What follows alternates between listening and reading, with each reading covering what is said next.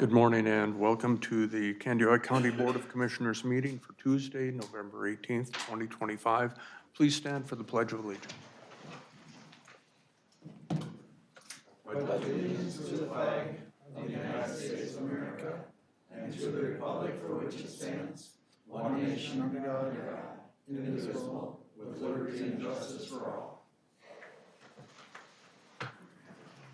I want to thank everyone who's in the chamber this morning, as well as the folks who are catching us on YouTube.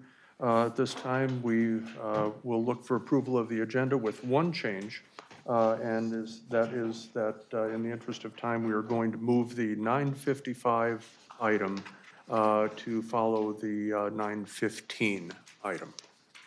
With that change, is there a motion to approve the agenda? Also moved. Thank you. Commissioner Anderson moves. Is there a second? I'll second that. Commissioner Dwayne Anderson seconds. Any discussion? All in favor, say aye. Aye. All opposed? Motion passes.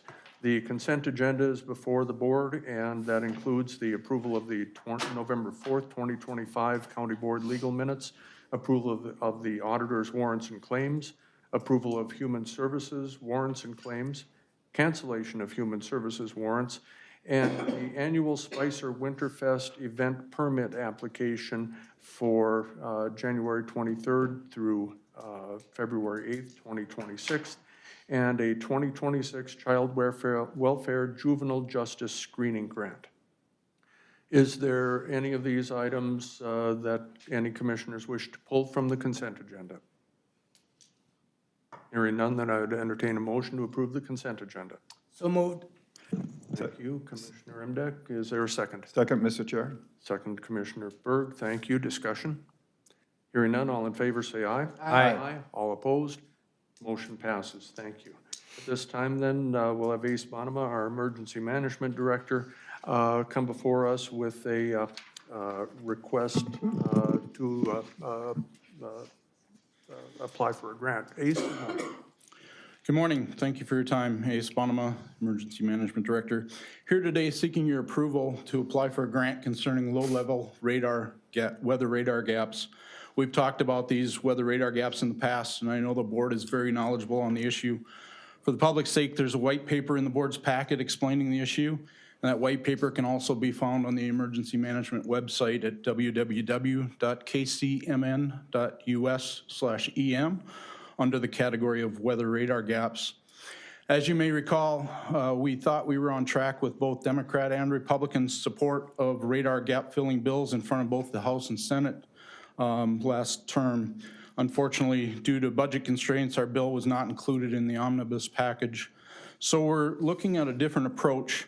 We're seeking your approval to allow Candiota County to be the fiscal agent and apply for a pilot project through the Legislative Citizen Commission on Minnesota Resources, known as the LCCMR, through their Emerging Issues Fund. Instead of just looking at this as a public safety issue, the LCCMR looks at natural resources projects primarily from the Environmental and Natural Resource Trust Fund perspective. We feel that the data that we receive from adding low-level radars that fill the state's radar gaps will give a much more accurate picture of things such as rainfall and snow amounts, smoke impacts, and wind events, both real-time and historical data. This grant request is for $625,000 per year for 2 years. We've worked with the private company to install a radar as a proof of concept in the city of Wendell, which is in Grant County. In addition to the state and regional partners accessing data from that radar, if the company is awarded the bid, 4 additional radars, or 5 if that company is not awarded the bid, would be built to cover a large portion of Minnesota's radar gaps. We anticipate this pilot project will bring key state agencies together to determine if radar as a service is beneficial to the state and address how we can continue to access data after the grant period expires. Even if the agencies involved in the state do not find ways to continue using that low-level radar gap at the end of the grant timeline, the money used will help build these radars, will likely still allow the National Weather Service to use the data from these new radars to give out life-saving severe weather warnings. If selected, Kansas County would be the fiscal conduit for this funding. This would be a reimbursement grant, and there would be no cost to the county other than the time spent for administering the grant. And I'm salaried, so that falls under the all other responsibilities of my job. You may be asking us, why us? Isn't there another agency that can champion this? And after all, it's a statewide issue. The answer is because we can be a leader and get it done. There's a short turnaround on the Emerging Issues Grant. Honestly, it's due tomorrow. The application, we have several letters of support from the Association of Minnesota Emergency Managers, the Association of Minnesota Counties, Minnesota Pollution Control Agencies, and we expect one from the Minnesota Department of Agriculture soon. None of these agencies had the capacity to move the application through their governance structure as quickly as we can. And part of that, in my opinion, is to your credit as being informed so that we don't have to start at square one. Recently, as we worked on Kansas County's strategic plan, we talked about our county being a leader and working collaboratively with partners. And this project is a prime example of that.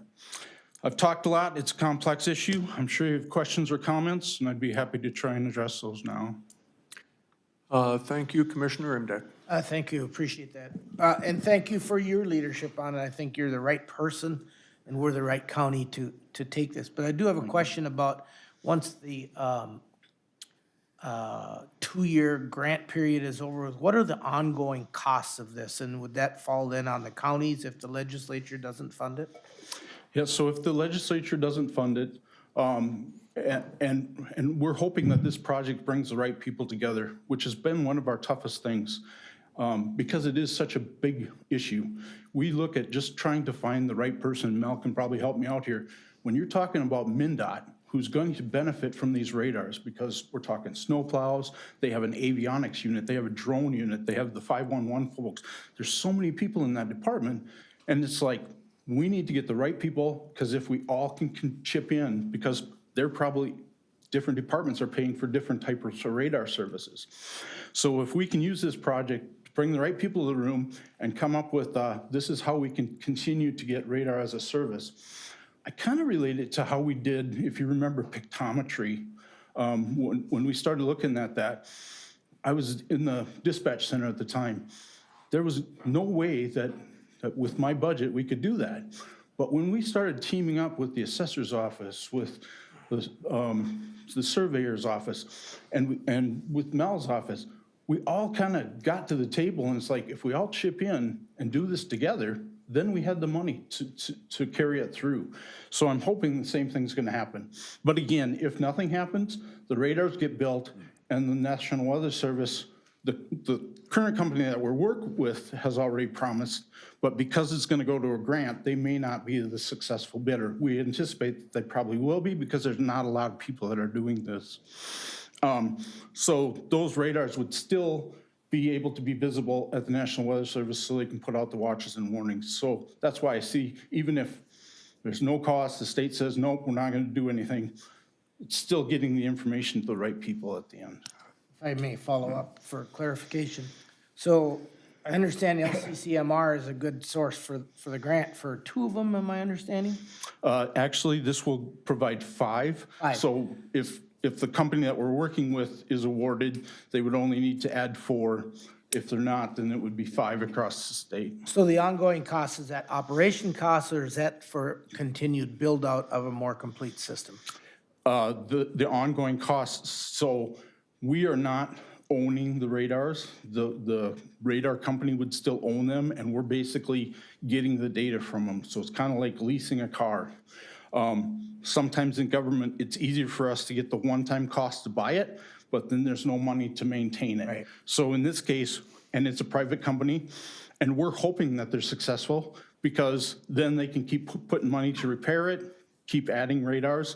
And we tell them too, like we helped get this radar in Wendell, Minnesota, and we told them if your competition comes, we will try and help them find a spot across the street because it's all about getting more eyes to the sky. So I hope that answers your question. I think so. Mr. Chair, I would move on this request for, to be able to apply for the grant. Thank you. Is there, I'll second that, Mr. Chair. there's a motion and a second. Any further discussion? I just, Commissioner Anderson. so if we were to get this, would that help it so that we don't need spotters out to watch for storms? Because usually when storms are coming, we have like, people that are in the fire departments, the local fire departments and law enforcement that go out and they, sit out in these storms and watch the weather so that they can warn people if something bad is coming up. And so will that help eliminate, so we won't have to have as many people get in harm's way, or? It's kind of a tricky question. I think that the Weather Service, and it's always better to have eyes, just because we're talking weather, and there can be gaps and that type of thing, but it's gonna give them a better idea of what they're getting into, and it's gonna let us get the warnings out sooner. In the case of Wendell, and we had some case studies, they were getting reports from the Weather Service that they were getting snow. And what was happening is the Weather Service, whose radars see above 10,000 feet in Grant County there, they were seeing the precipitation fall, but the snow wasn't reaching the ground. So it's like that ground detail, you're always gonna want somebody on the ground reporting back to the Weather Service. It's just gonna give us more tools. So like in the case of Ryan Erickson, we're not sending them out into the storm. We're having a heads up before that storm gets here that, okay, this low-lying stuff is coming in. Also in Grant County, they were issued a snow squall warning over the winter, and people are like, what is this? They've never been in a snow squall because the Weather Service was never able to see one. Now they can for that area. Okay, thank you. Anyone else? Commissioner Berg? Thank you, Mr. Chair. Just a quick question, but first a comment as well. Yeah, you are the person to take this on, and I want to commend you on your diligence to keep working at it. It's just such a priority for us to accomplish this, and you're doing an excellent job trying to find other options to make this happen. And thank you. I also have a question. There's no administrative in the grant dollars for being fiscal host, and Not really, I don't see it being very, very tough. I've already talked to Karen about how we do some of this stuff, and it's more of a pass-through that basically we can choose if we're gonna do once a year and then get reimbursed, or if we do a monthly thing, and those are all issues that we're gonna tackle if we get awarded the grant. So, okay.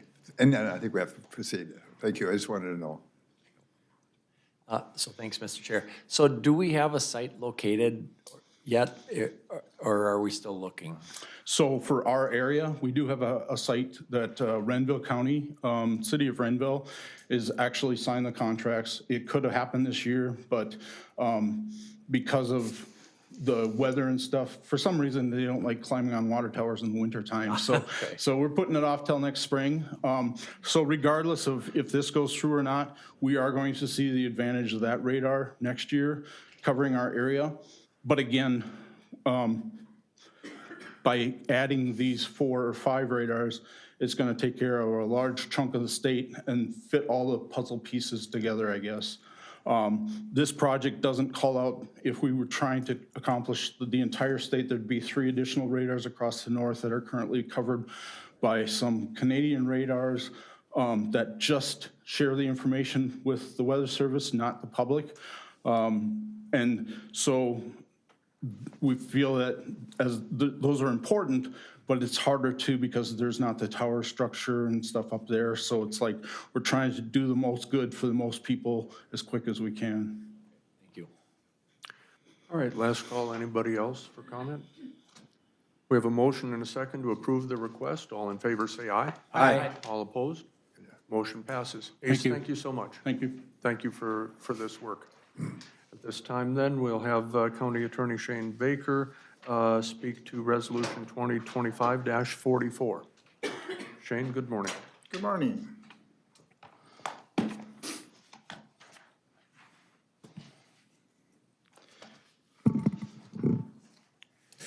The issue I bring before the board is acquisition of cemetery, an abandoned cemetery in Phelan Township.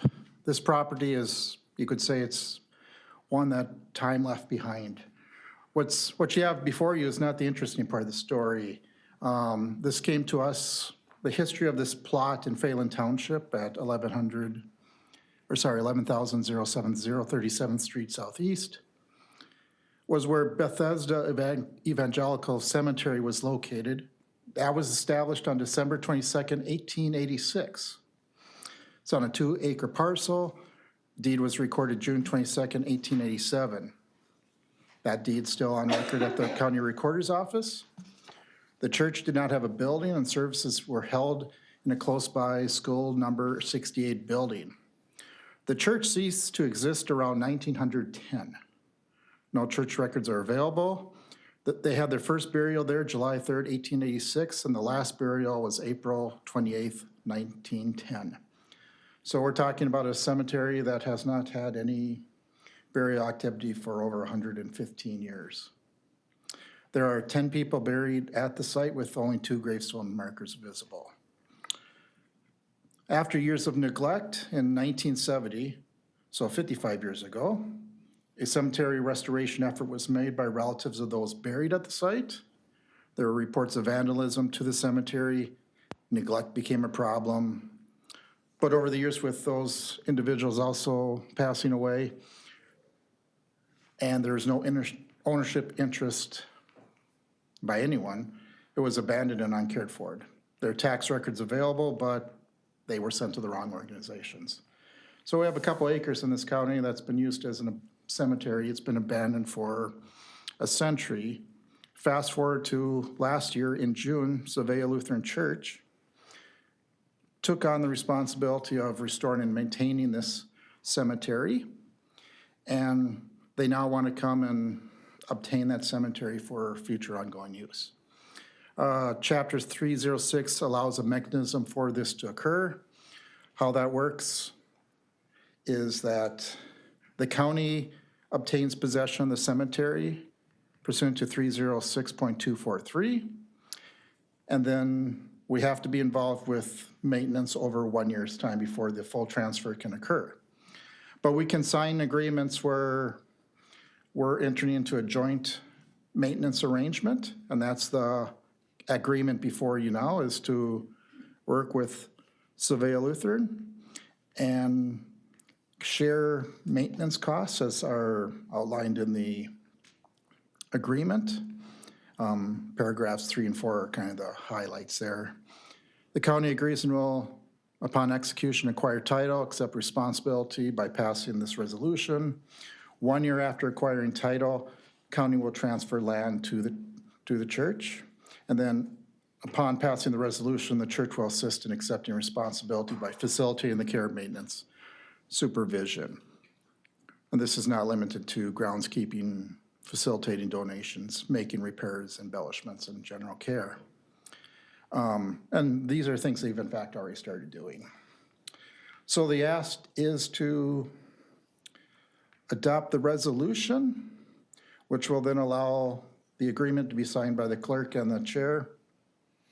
And then in 1 year's time, they'll be able to sign off on a warranty deed when the 1 year is passed. So my request is to approve Resolution 2025-44. Mr. Chair. Yes. Yeah, I'd make a motion to adopt Resolution 2025-44. Thank you. Is there a second? I'll second it. Thank you. There's a motion and a second to approve the resolution. Discussion. Yep, thanks, Mr. Chair. So I just want to thank Savea Lutheran Church for taking this up and the responsibility of doing this and taking care of people that have gone before us. And also, I would like to thank Shane Baker for stepping up and figuring out all the legalities of this, and then also Administrator Kelsey Baker for stepping in and helping on this issue. So it's been quite a few years that we've been working on it, so thank you. Anyone else? Commissioner Berg? Thank you, Mr. Chair. I definitely support this and thank them as well. Otherwise, the county would have to take this on, and I think it's more appropriate what's happening for that location. A quick question, though, about the contract, the very first sentence. The Savea Evangelical Church is at 15th Street Southeast, Wilmer? That's not correct. Is that correct? Oh, that was the address I was provided. Yeah, you can, Is that your address? It would probably be would be. Wilmer is a zip code, correct? Yeah, Yeah, it's, What was Wilmer's zip code? Okay, it's not Savea then. no, that was something bouncing back and forth. Those were some last minute alterations was. Okay, all right. And that's what they told me, so. Well, thank you for the We had put in survey ourselves. And Okay. Okay, thank you. Anyone else? All right, we have a motion and a second to approve Resolution 2025-44. All in favor, say aye. Aye. All opposed? Motion passes. Shane, thank you, and Commissioner Anderson, thank you as well for your work on this. All right, at this time then, we will have, ask Michelle Hanson, our election coordinator and deputy auditor treasurer, to come to us regarding a petition to repurchase. Good Michelle, morning, County Board, Mayor, members of the board. My name is Michelle Hanson, Elections Coordinator, Deputy Auditor, Treasurer for County. I'm here today, as he said, to bring before you a request for repurchase. This is a property located at 1500 Gorton Avenue Northwest in Wilmer. A little bit of background on this property. The former owner of this property currently resides in California. She states that she moved there to take care of some family that is ill. Currently, she has other family that is living in the property in Wilmer. And the property originally was scheduled to be forfeited back in 2022, but the former owner at that time signed a confession of judgment, which was a 10-year repayment plan with 5% interest to pay up those back taxes. And part of the agreement on the confession of judgment is also to keep the current taxes current. So beginning in '23, she would need to keep the '23 taxes current as well as making her annual installments on the confession. I've detailed out in your packet information regarding the payments. She's fallen behind on the payments consistently throughout the confession. And after notification, yearly notification, and then some reminder notices, she continued to fall behind. And basically, the property was forfeited to the state after notification to the former owner. And we went through the process of forfeiture, where the notification of expiration of redemption was published, posted in our office, served to the property, and then also sent by certified mail to the former owner. After that point, they had 60 days to redeem the property, and when that 60 days passed and the property was unredeemed, then the property was forfeited into the state of Minnesota's name. Fast forward, that was back in September. Fast forward back to October, the former owner contacted me and asked about the possibility of repurchase and what was all involved in that. In the meantime, I contacted County Attorney Baker, and we started looking at the possibility and what were the regulations, requirements under the statute. At that time, I was kind of waiting for further information from Attorney Baker, and about a week later, the former owner showed up in our office and wanted to try and get this done. So again, I was in contact with Attorney Baker. It appears that because of the way the statute's written, the circumstances with the confession and the default, and this has happened within the last less than 6 months, it does appear that with county board's approval, the former owner would be allowed to repurchase the property. Attorney Baker has drafted a resolution, which I believe you were given this morning, possibly? I know it came late yesterday, but it's in your packet. The resolution basically explains the circumstances of the default. And I do have, at the office, I do have a cashier's check from the former owner in the amount of the back taxes, penalty, interest, and the special assessments that are due at this time. And that information is also in your packet. So I guess I'm just looking for your questions on this matter, and then to move on the resolution. I think maybe Shane has some more information on that. Shane, go ahead. just some clarification on the resolution, all the information within that, all the whereas clauses, are either coming from all came from the sheet that you had originally that last Thursday. That's where all the, lays out the confession judgment process and all the redemption, lack of payment, so forth. Or the statutory provisions. In essence, the board's being asked to determine to support repurchase if this situation would create undue hardship, injustice resulting from forfeiture, or permitting repurchase will promote the use of the lands that will best serve public interest. The short terms basically are the entire back taxes, assessments, penalties, interest, and costs of $8,833.49 would be paid. That's the cashier's check, so we know it's not going to be one that bounces, which has had some history before. And it looks like if she would have come to us around September 22nd, we wouldn't have needed board approval. So it was within a month, she was acting. And this is resolution 2025-45. Thank you. Commissioner Imdak and then Commissioner. I do support this, but I'm having trouble finding the resolution. And that came by email late yesterday or this morning.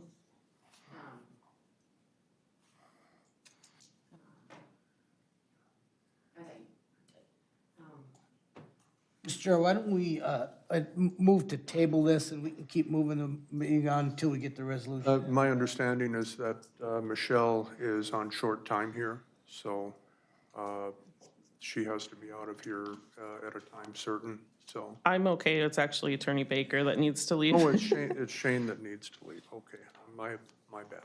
No problem. Is it just a second and we can have this?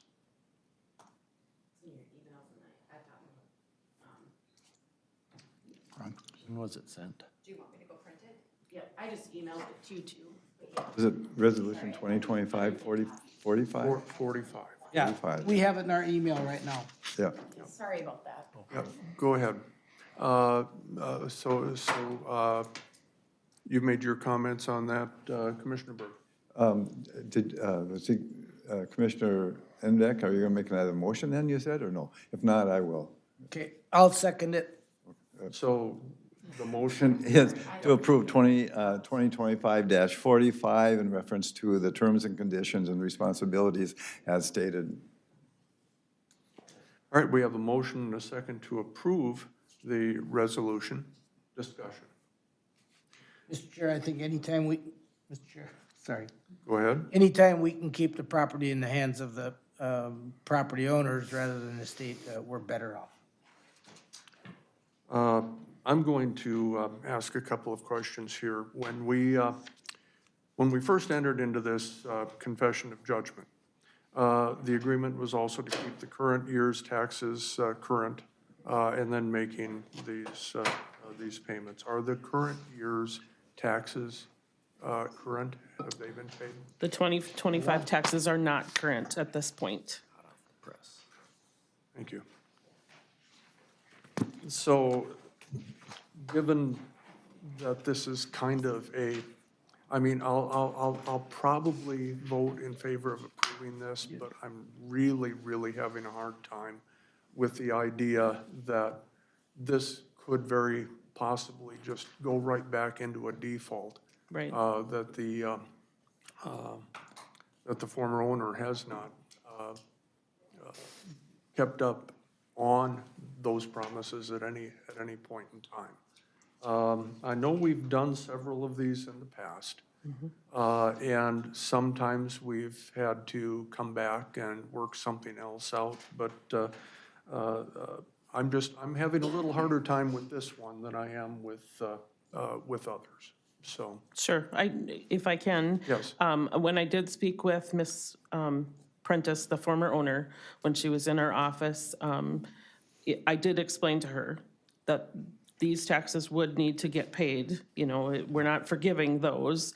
But at this point, from speaking with Attorney Baker, our understanding was that the requirement per the statute was to pay up all of the delinquent taxes. So it's kind of catch-22, if you will, because those 25 taxes are not delinquent yet. But like I said, I did reiterate to her that those still will need to be paid, and all of this is pending board approval. So, I just want to make that clear that we did have that discussion about the 25 taxes needing to be paid. But the resolution does not address the Correct. current year's taxes that have Correct. been unpaid yet. Correct. So conceivably, those we could approve this action, and then we could be right back to where we start, but, Correct. it's, you see where my I do understand, yes. concern lies. Did you? No. Commissioner Berg. Well, thank you, Mr. Chair. And you bring up some really good points that we have to be careful going forward with these type of things. To myself, I'm just looking at mainly a timing issue. If the person is in here a few months earlier, it wouldn't have been even an issue Right. we'd be dealing with. And I don't see a problem with that, moving forward with this. Anyone else? We have a motion and a second to move on Resolution 2025-45. All in favor signify by saying aye. Aye. Aye. All opposed? Motion passes. Thank you. Michelle, thank you. Shane, thank you for your work on this as well. At this time, we have a 2026 budget update. Administrator Baker will present.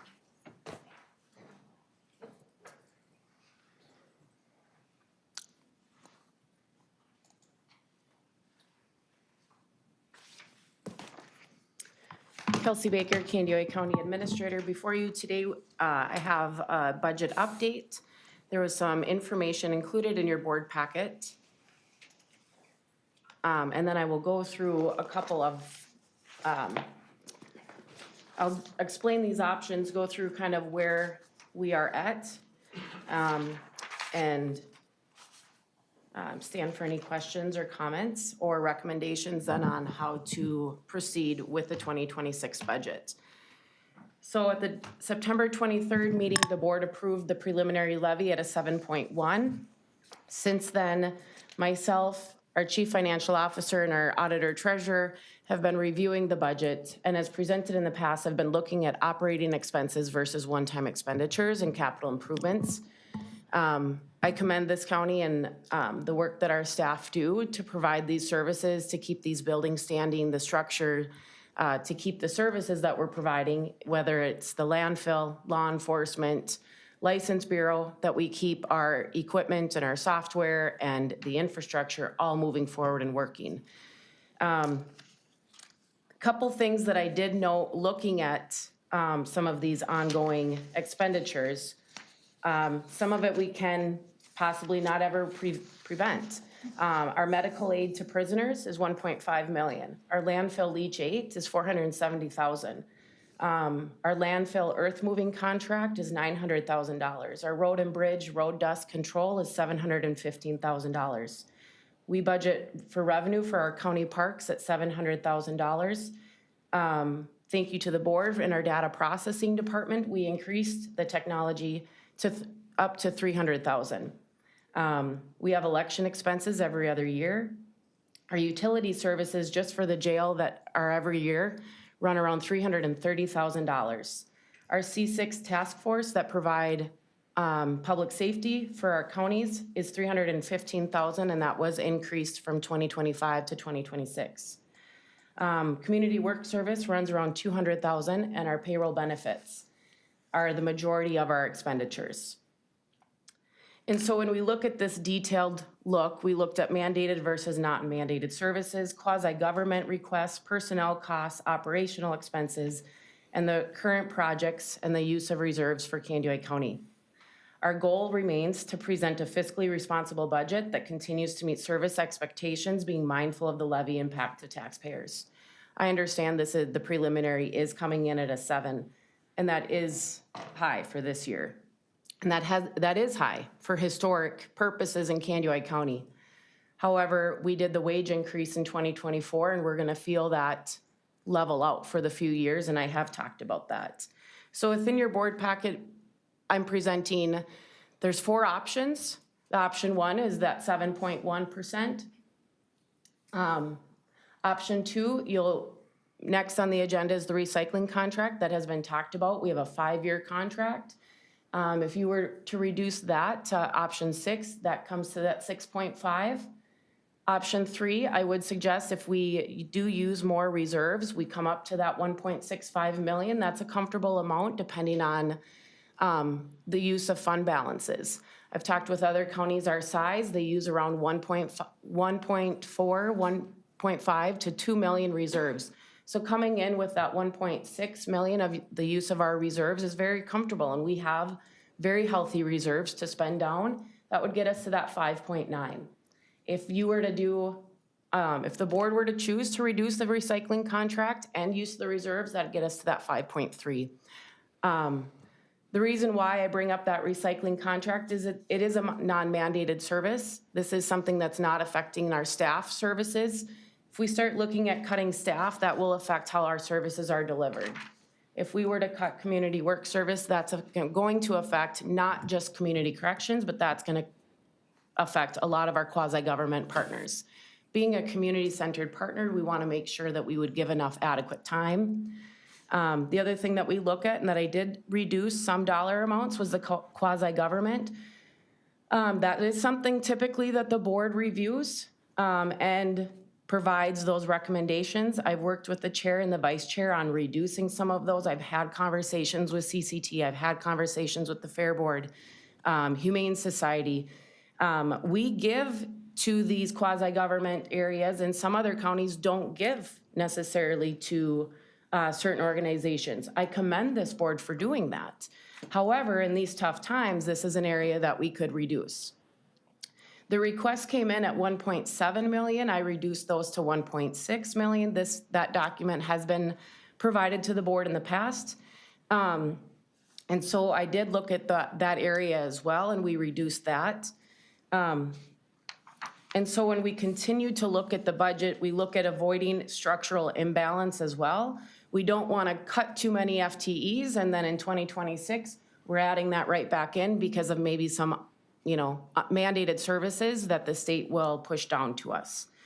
The levy impact, we're coming down from last year. That is the goal then for 2027's budget, that we continue to come back down, to peak that with the wages, to come back down and level that out. Balancing our services with coverage and fiscal responsibility doesn't just happen overnight. It does take time. And we're re-looking at that. We do create revenue in some departments. It doesn't fully compensate then the full wages. So those wages then are on the levy. I think the one thing that we look at when I look at option 3, we look at balance and responsibility, strategic use of our reserves, targeted reductions. If this recycling contract is reduced, that affects the budgets for 27, 28, 29, that 5-year contract. We want to preserve core services. Some of those mandated services that are coming down, those are the services, then if we cut staff, those services then will be impacted. And then future adjustments. And so if you do need this quasi-government, that was emailed out, and then looking at the preliminary levies across the state, the average was an 8%. Excuse me. In talking with other administrators, some of them have been able to come down from their preliminary, some have not. My recommendation would be to use the use of reserves, come to that option 3, depending on how the recycling contract vote goes. I can always come back with another option. With that, I will stand for any questions. Like I said, I have spoke with the chair and the vice chair. We've had conversations. If the board would wish to have a budget work session, that could be something done prior to the December 16th meeting. I believe it's the 16th, not the 18th. That second meeting in December. Then I would like some direction on that to come back with another recommendation. So just to be clear, Kelsey, these options that you've attached are for discussion today in preparation for that Truth and Taxation meeting. And these are options that that this board requested that you look at and bring back. So, Yes, correct? correct. Yeah, all right. Commissioner Anderson? Yeah, so my question would be to Administrator Kelsey Baker. Are there any options here that you're not real comfortable with, or are they all, we can easily do any of these 4 options then? Yes. Okay. All right. Mr. Chair? Commissioner Burke? Oh, thank you very much. As you mentioned, and I think the Finance Committee, the Vice Chair and the Chair are supporting all these options already. And so do they, I guess my question is, you sound like you put a lot of time and work in this, and thank you. And we've gotten into some really good depths of time on this, and I still feel strongly that we have to get it down at least 1% more from where we're at, and how we go about that. I am a little concerned just focusing on really doing, actually, just as it is, and take money from reserves, or just focusing on recycling. I think there's a lot of other options we can really dig into more, and that's where a work session would probably help at this point. You know, I mean, just looking at, you know, capital improvements that we have to do. You know, which ones are essentials and which ones could be postponed for a year. And I'd rather see us put money, postpone those than take away recycling from people. This budget we have for recycling has been there for 5 years at this amount of money, and been on the levy already. And going forward, I think the people who will lose their recycling will not be happy, since they've been paying for it all these years as well. And I really, then that's another whole issue, and that's going to be another agenda item. But I think we need to keep looking and either have a special board meeting or add extra time earlier for our next board meeting before the truth in taxation, because I think that'd be an important time. Mr. Chair, if I may then, to answer that question, in our capital equipment fund, we did reduce it from 1.4 to 1 million. Okay. And what was the total budget on that? 1 million for our capital equipment fund. Yeah, Yep. so we reduced it. This 2025 was 1,467,450. Yeah. The 2026 budget is $1,058,750. We reduced it how much? The 1 million. 1 million. So about $400,000 less than That's what I'm saying. 2025. Okay. Commissioner Dale Anderson? Thank you, Mr. Chair. I just want to thank the whole staff for working on this, and Kelsey for working on this. I know this has been a lot of work. And my concern is, and I know this maybe doesn't go well with everybody, but there's things coming down the road that I don't want to get us too low so that we don't have the ability to do things in the future.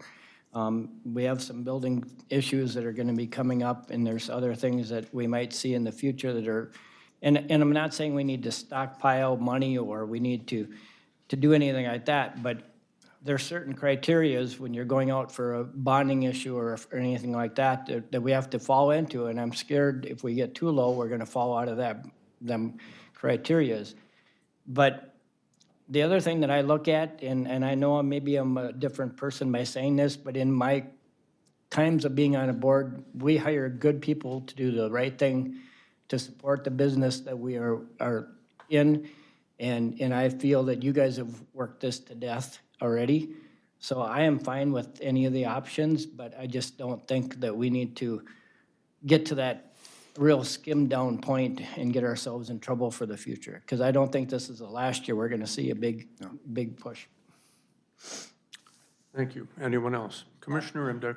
Remind me again when truth and taxation is. December 2nd.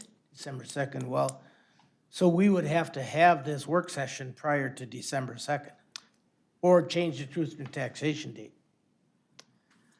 That's been set. That's in the TNT letter, so we can't change that. I think like Commissioner Berg had a good recommendation to have, we have our regular scheduled board meeting December 2nd at 4:30. We could easily, I mean, if the board would be in favor of that, you could move the work session to 2 p.m. And that would be enough time then for staff to prepare to change documents by 6 p.m. So, and one of the options you present, I think you mentioned option 3, feels like you're leaning towards that one. but that includes using more reserves, cutting some line items, and in addition to the savings in the recycling, correct? No. So option 4 is not cutting the recycling contract, it is just the usage of reserves. But it also includes some cuts. I heard you mention quasi-government and some other areas, right? Yep, yes. So for me, we haven't gone line by line on any of these things since that initial one, and I feel like we need to put that document in front of us and go down the list line by one and see if there's other opportunities that we can find for savings. When I talk to commissioners from around the state, cost cutting is something they are all doing, including, hiring freezes, postponing capital improvements, a year or so, stockpiling for future costs. If that's what we're doing, we should make sure that it's identified as this is in preparation for cost shifts from the state. So I'd like to have that work session. I would propose either the 2 o'clock meeting or a 9 o'clock meeting that day, that morning on December 5th, Second. or 2nd, I'm sorry. And I think if we're going to have that meeting, I agree that the 9 o'clock would probably give a little more space to staff to have things ready for the TNT presentation that evening. So I do want to be clear here, though. At the direction of the board, you and staff have been working on all of these numbers and trying to find the right balance between maintaining mandated services as well as any other cost-saving measures. I mean, you've already done a lot of this. You've already reduced the quasi-governmental, and it's possible that there's more room to cut there. I think this late in the game, it might be difficult for some of those partners to swallow any additional cuts, so I would have some concern there. But I just want to be clear that all of you all have already been doing this work, and I really do appreciate all of the work that our staff has been putting into this. I think if I may, if that work session, then we do that, the direction is that I have gone line by line. And so if that's the direction to cut services, then that will be to cut staff. And so if that's the direction from the board, that is what I'll bring back with a recommendation for the work session. I'll bring back a recommendation to look at that. And that's where I said before, when I looked at these operating expenses, when we look at cutting staff, then that affects our services on how we deliver them. Now, the one thing that I have been working on is how we can figure out a way, and so that's where I commend this board to give those extra dollars to the technology. Because if we can get a little further ahead on the technology, we shouldn't have to add any staff. In fact, we could reduce staff through attrition.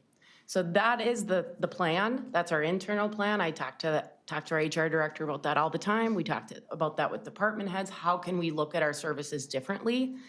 But then there are just some that we can't look at differently, i.e. desk control. Okay, that's a bigger public safety question then.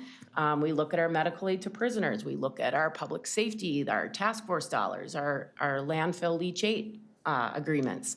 So it's a complexity. And so when you ask me to come back with a different recommendation that I'm presenting today, I would ask, what is that recommendation? What are you looking for? Are you comfortable with the staffing reductions? Are you comfortable with postponing and kicking the can down the road with infrastructure projects? So I would like, and you don't have to come back and provide that input today, but that would be nice to know, to come back with a different recommendation other than what you see before you today then. And I would just piggyback on this, and it would probably be more helpful to you to be able to have those conversations with commissioners, certainly ahead of this December 2nd special meeting. Absolutely, Okay. because that's, Commissioner Imdek? Sure, thank you. But As it's presented now, it's essentially a budget that you would ask us to approve without any input from the whole board. You met with the chair and the vice chair, and you laid that out there and said, here's an option. But three of us haven't had the option of, or the five of us together to say, okay, what about this? And what about that to bring this down? And that's why I think we need to have the work session so that we're all involved, we all hear the questions, and we feed off of each other to get the synergism that is available when we work together on this, rather than, because if you come back to us again with another proposal and we still have some questions about it, and we really haven't gained anything, or we'll pit each other against it against each other. If we sit down, roll up our sleeves and come up with a recommendation that we maybe not be perfect, but we can live with in a work session, then we're all better off for it. Commissioner Dwayne Anderson. Thank you, Mr. Chair.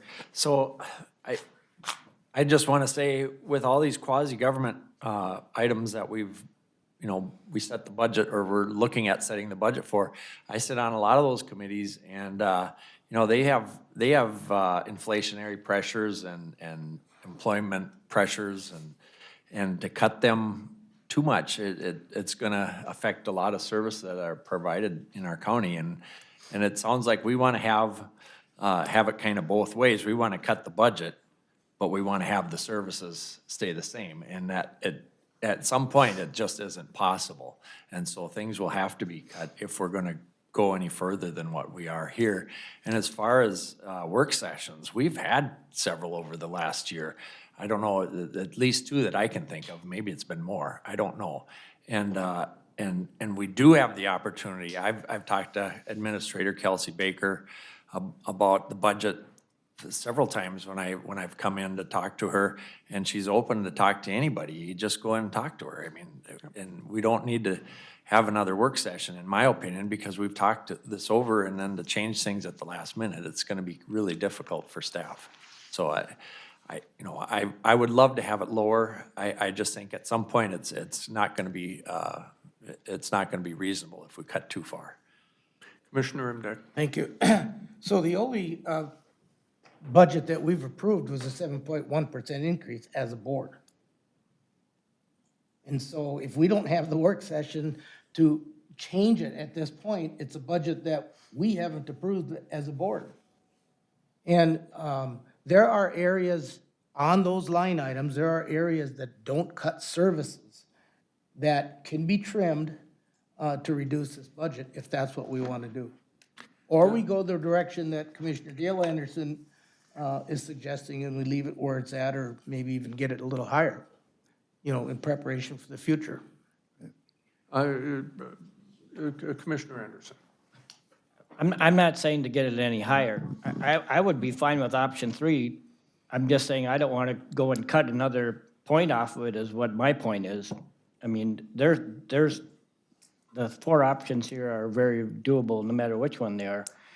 But we've hired good people to figure this out, and I don't know if us 5 are the professionals. That's my concern with it, is these people do this every day, and they're the ones that should know this business and know what's best for our county, and we are just to oversee it, and that's where I'm coming from.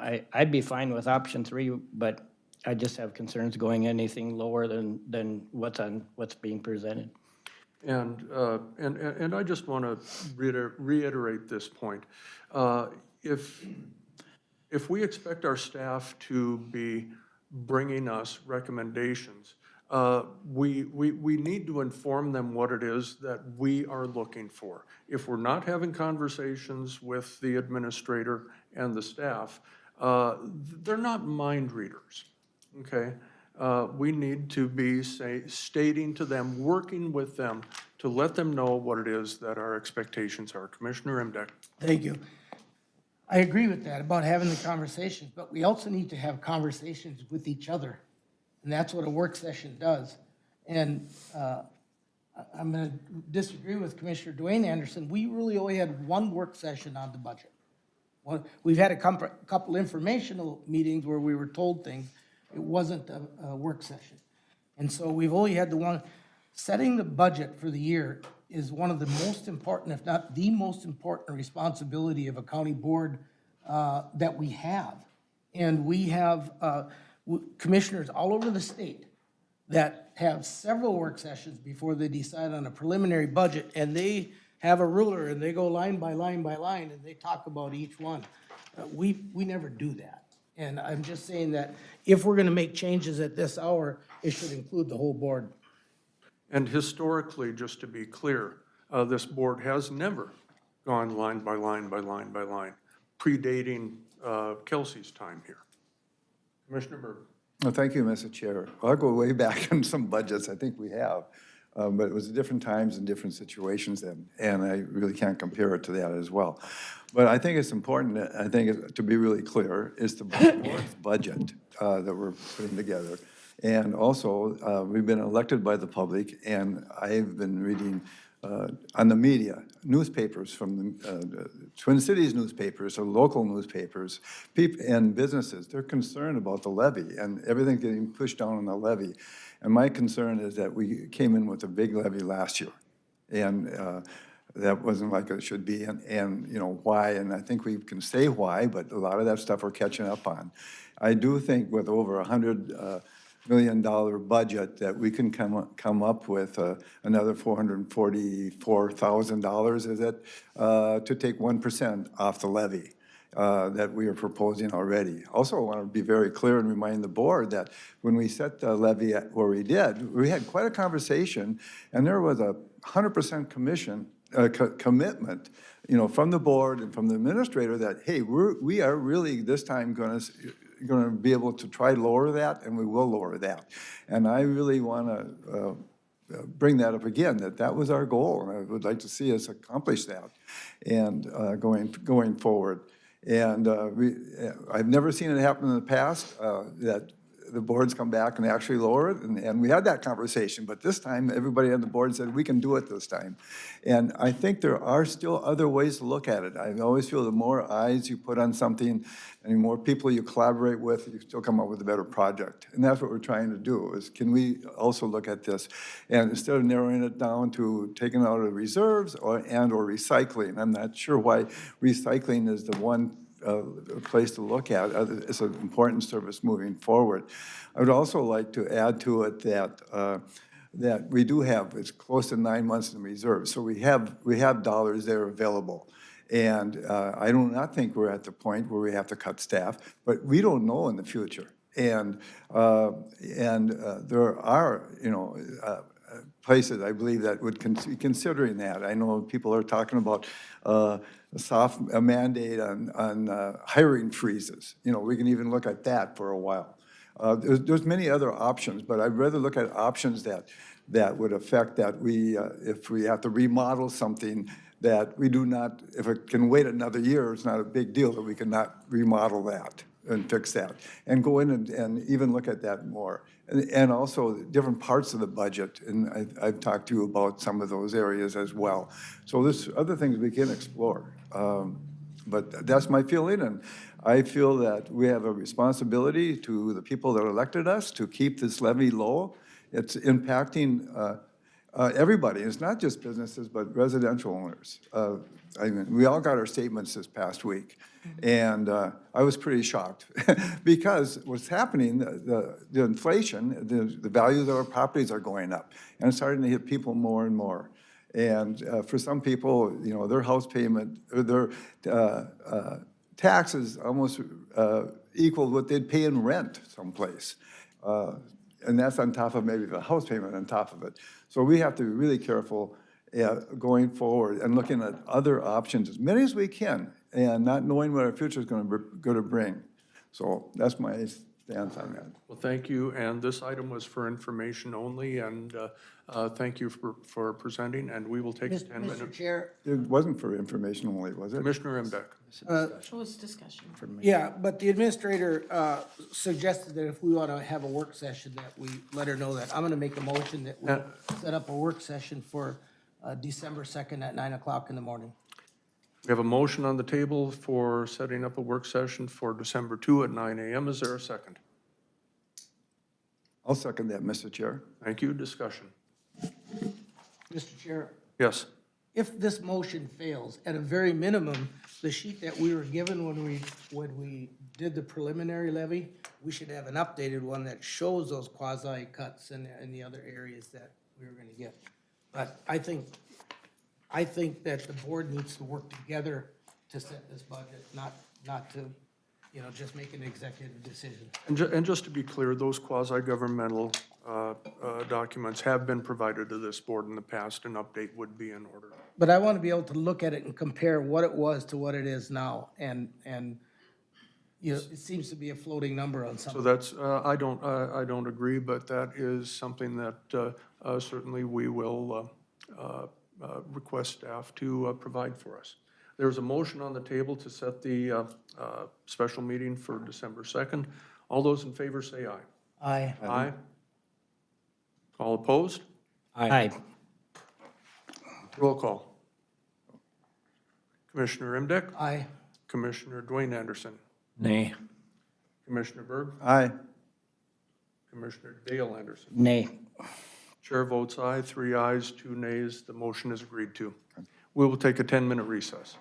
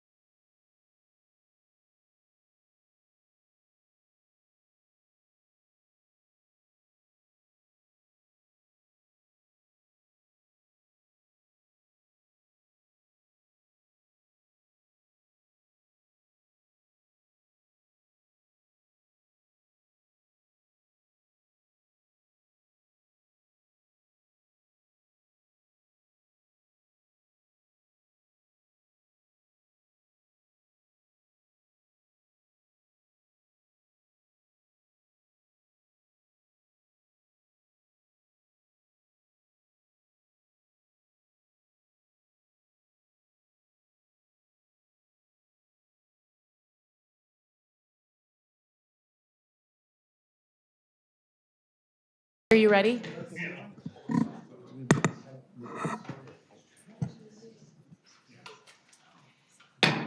Thank you, everyone. The Candida County Board of Commissioners is back from recess. Our next item of business is a recycling contract bids. Gary Gear, our Environmental Services Director, will present. Gary, good morning. Thank you, Mr. Chairman. Gary Gear, Candida County Environmental Services Director, here before you to present potential recycling bids for the board to consider. They were first presented October 7th, and the current recycling level of the service was proposed, as well as 2-week countywide service. And at that time, the board requested that staff look into potential bids for countywide 3-week service and countywide 4-week service. You will see those as bid number 3 and number 4 in your packet. And in addition to that, as staff worked with the contractor to present numbers, 2 other potential options staff felt should come before the board, and those are bids 5 and 6. Number 5 is a hybrid of sorts. It captures 2-week service to residential areas in the rural area that are higher density, and as well as then offering drop sites for the remaining rural sites.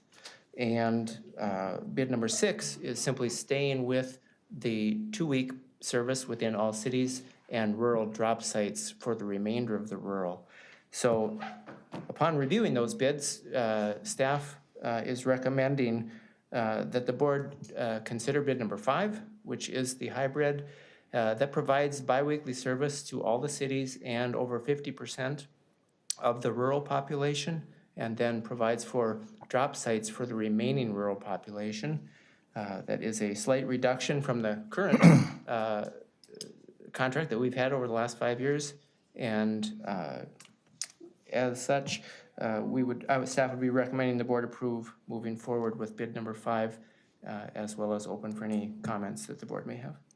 Any questions for Mr. Gear? Commissioner Imdek? Thank you. You say that with some weariness, Mr. You didn't happen to develop a map of who would be affected by this, have you? We are thinking alike. Thank you, Commissioner Imdek. Yes, I did. And Melissa, I believe, has a copy of that. The attachment that is in your packet is by address, and that gives us, you'd have to know the county highway map by heart. Maybe Mel could tell us where they are, but the map, as we get there, will show highlighted areas. I mean, there we are. So all of the yellow highlighted areas on this map are the areas that we would be offering primarily as all of New London Township, a majority of the developed area of Dover Township, just north of Wilmer, and then all of the developed residential, the platted areas on all of our lakes.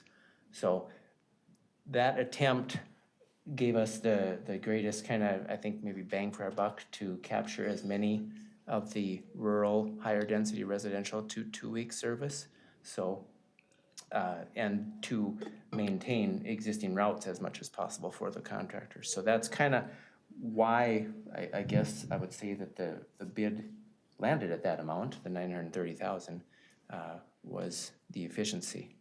I'm just looking at the screen here now, and is there anything to the south of Wilmer that's in yellow? There is not. Okay, so City of Princeburg, Blumkest, Lake Lillian, Raymond.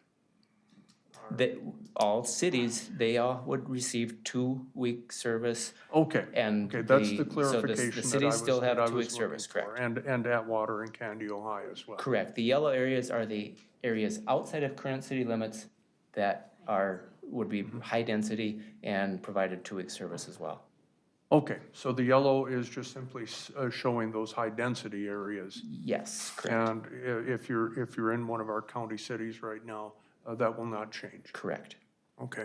Commissioner Imdek and then Commissioner Duane. So the default, no color means drop sites.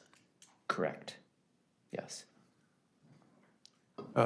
Duane, go ahead. Thanks, Mr. Chair. So, and if we went with bid 5, with the 5 drop sites, what areas are, where are those 5 drop sites? Do you know? They would likely, could have the potential to fluctuate, but right now it would be Atwater, Lake Lillian, Princeburg, Raymond, and Wilmer. Okay. And it's actually, the bid is per 8 cubic yard receiver serviced, not necessarily the drop sites. And we've estimated with the contractor the number of services that we would need. As we run the program or learn the program, if Lake Lillian only needs 2 bins versus 3 bins to accommodate that volume, then we could move one of those bins, you know, somewhere else, because we're trying to capture the number of services. Okay, thank you. Commissioner Dale Anderson, and then I'll come back to Commissioner Imbeck.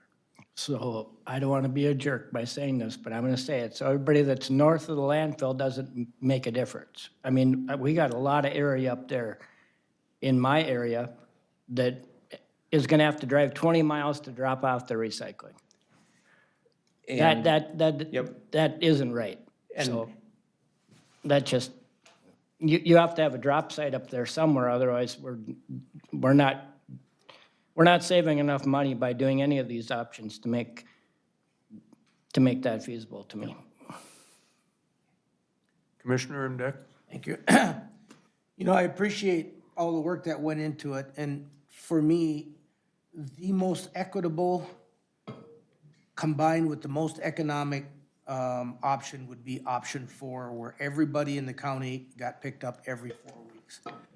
The 5-year contract that we've had demonstrated that while it may not fulfill every aluminum can and every piece of plastic, that if you break down your recycling, you can get by with once every 4 weeks. That way, everybody in the county, we don't eliminate anybody, and we do save $106,545 over the current contract. And I'm gonna make a motion for bid number 4.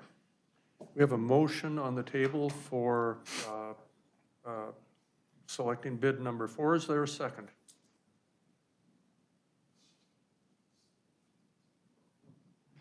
Hearing none, the motion dies for lack of a second. Further discussion. Mr. Chair. Commissioner Berg. Thank you, Mr. Chair. Commissioner Dale Anderson, I agree with your point that we're looking, I'm trying to wrap my head around why we're looking at these options at this point. And to me, there's not that significant amount of savings going forward without creating a lot of chaos and cuts here and there. And right now, we have a service out there. I am more concerned about going forward the next year or 2 years, what's going to be happening.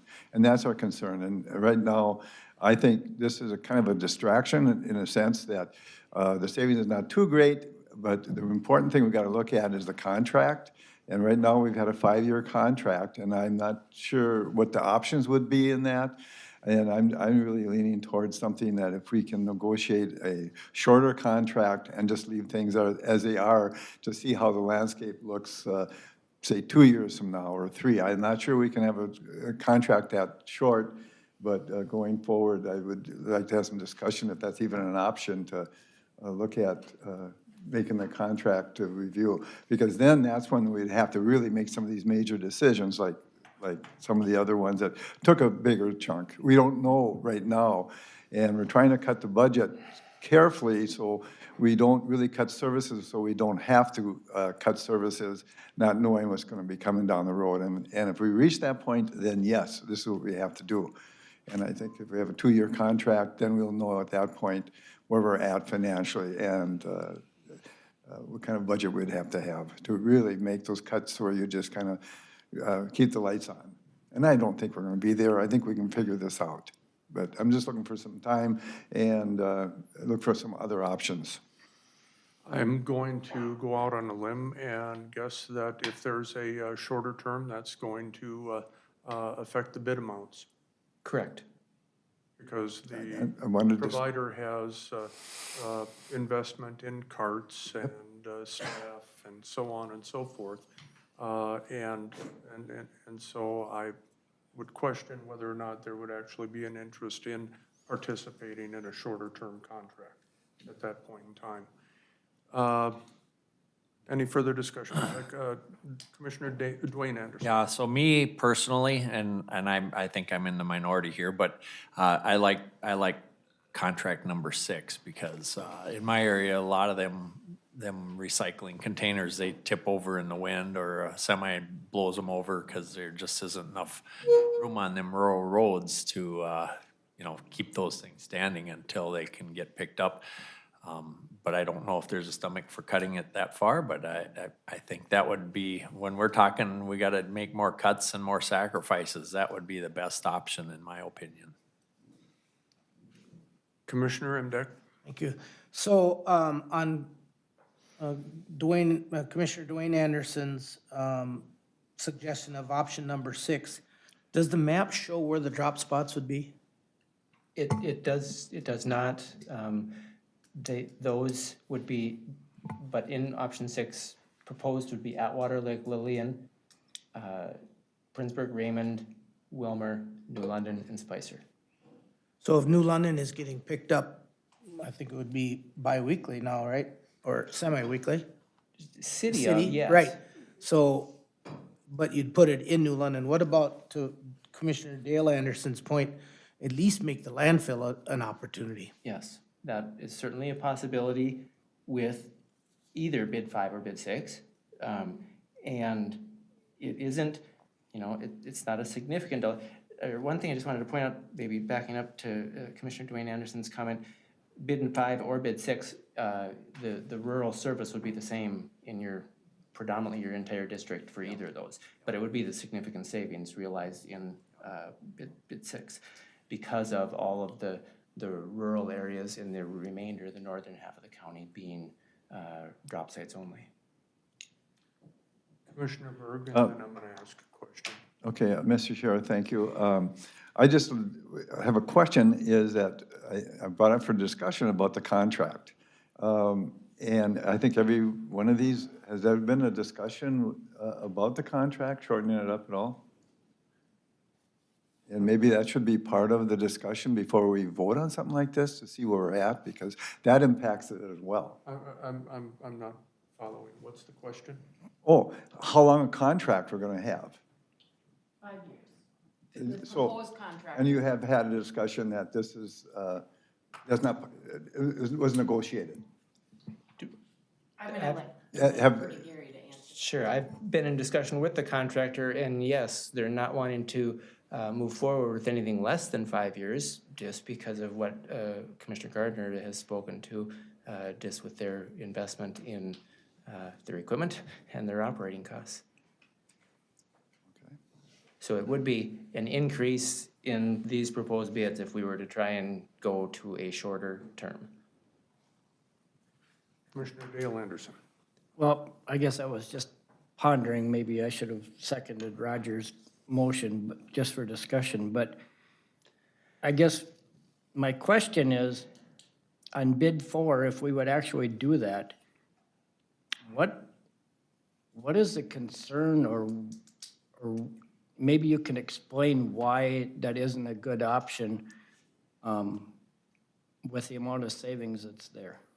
I believe it would be that while, as Commissioner Imdyke had referenced, certainly if people work at it, we've found that you can accomplish 4-week service with the 95-gallon cart that we have. We've also heard from a lot of folks that, and we know a lot of folks that have not been inclined to do that. Now, whether they can be taught or trained, potentially yes, but the standard level of service for city curbside single sort recycling is 2 week.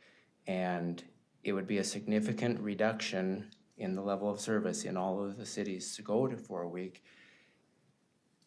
Could it be pulled off? Potentially. I think a lot of people would be expecting a level of service from the contractor, meaning getting out of their vehicles to, collect recyclables that are stacked beside their carts. That's not an instead of option, though, Gary. It's not an option, but it would likely but people are going to do it. True, so it's going to create, I think, in a difficult way to handle the recycling waste stream in city limits. Mr. Chair.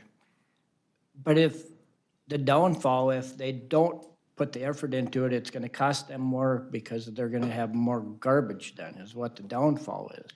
So it isn't creating a bigger cost to the county, one way or the other. It's basically costing them more money because they're gonna have a bigger garbage container sitting there next to it. If they don't put the effort in. Correct. Yes. I'm going to take my time for just a second here, and then I'll come back to you. Thank you. I can tell you from personal experience that I'm maybe a little more militant than others on the recycling. If it fits in that bin and it doesn't need to go into my waste stream, you know, that's what I do, is I break all of that down. And I can tell you that that thing gets filled up in 2 weeks. And I know I'm not alone in this.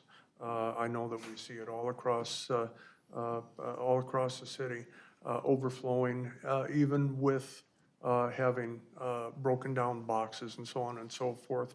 In fact, I've got a bunch of cardboard that I'm gonna take to the drop site later this afternoon because it'll be easier for me to do that than it is to break it down and try to fit it into that cart for pickup next week. I don't believe that the folks who have been accustomed to the 2-week pickup are going to participate very well going forward in this program if we go to a 4-week solution. So for that reason, I would vehemently oppose any reduction in the cities from the 2-week standard. Commissioner Imdeck? So, Gary, do you know, are all the people in the city using the 95-gallon barrel, or are they using the smaller one? 95. I just have a hard time, I've always had a hard time. I don't think the people in the country are any more intelligent than people in the cities. And so if we can figure it out for every 4 weeks, they certainly should be able to figure it out every 4 weeks also. I do believe, and be careful, a lot of rural residents have acreage and have option available to them. Mr. Chair, Best as I can say it. please don't, no. Don't even go there, come on. I agree, that's. You're saying that's that wrong. we're living in the country or going out and burning our garbage, or we're disposing of it somewhere? Come on, Gary. That is not even, that is Mr. Chair. absolutely inappropriate. Mr. Chair, Commissioner Anderson? I just want to get this rolling. I'll come out with my motion. If it doesn't get a second, it doesn't hurt my feelings, but I'm going to go with bid number 6. I make a motion that we. I'll second that. Number 6. We have a motion and a second to approve bid number 6 for the county recycling agreement. Further discussion? So just to be clear, that is cities bi-weekly, and then all rural would be by drop site. Dale, I hear your concern, and I don't know that having a single drop site out at just the landfill would help the folks in your district terribly much. Not a bit. What might be a solution there? Would there need to be a relocation of a drop site? And the drop site, by the way, that has very little to do with the contractor. Correct. Other than that they come out and pick it up periodically. Yes. So if it was 7 or if it was 8 drop sites, that difference would be fairly negligible. Correct. Is there something like that we could pose as a potential solution for your district, or what are your thoughts on it? I don't know. My thoughts are, we just leave it the way it is right now, or we go to every 4 weeks. I mean, I go back to what Corky has said. We've got people that have paid for this service, and we've got people that have expected it now. This is just as bad, I was just sitting here thinking, this is just as bad of a decision as the first vote that I had to make on this commission, and that was to decide where the paper was gonna be, because there is not a win here for anybody. There's no winning on this decision, no matter which way we go. Commissioner Berg. Thank you, Mr. Chair. I still want to go back that we leave things, and I agree with Commissioner Dale Anderson, as they are, but also then go back and see if there's a possibility that we could lower the length of that contract, because that's really the issue here going forward. If we're having financial problems down the road, we will have to want to look at that contract. And I believe we went with a 5-year contract at that time we did, was for those reasons that you did state. It was very important that they had a big investment in this. And to get started on this, we needed a longer contract. I would just like to, that it would go back and you check with Mr. Williamson to see if that's negotiable to shorten the time, if we go with number one and leave things as it is, because this is gonna cause a lot of chaos for them just to switch to one to the other. And they gotta move trucks around, staff around, and everything the way it is. And I would think they might be willing to look at that. Gary, I think I heard you say just a couple of minutes ago that you had indicated that the contractor would not be interested in a shorter term. I believe would be willing to look at a shorter term, but it would be at an increased cost. But that it would. At an increased cost. Because. Mr. Williamson, do you wish to address the board at all?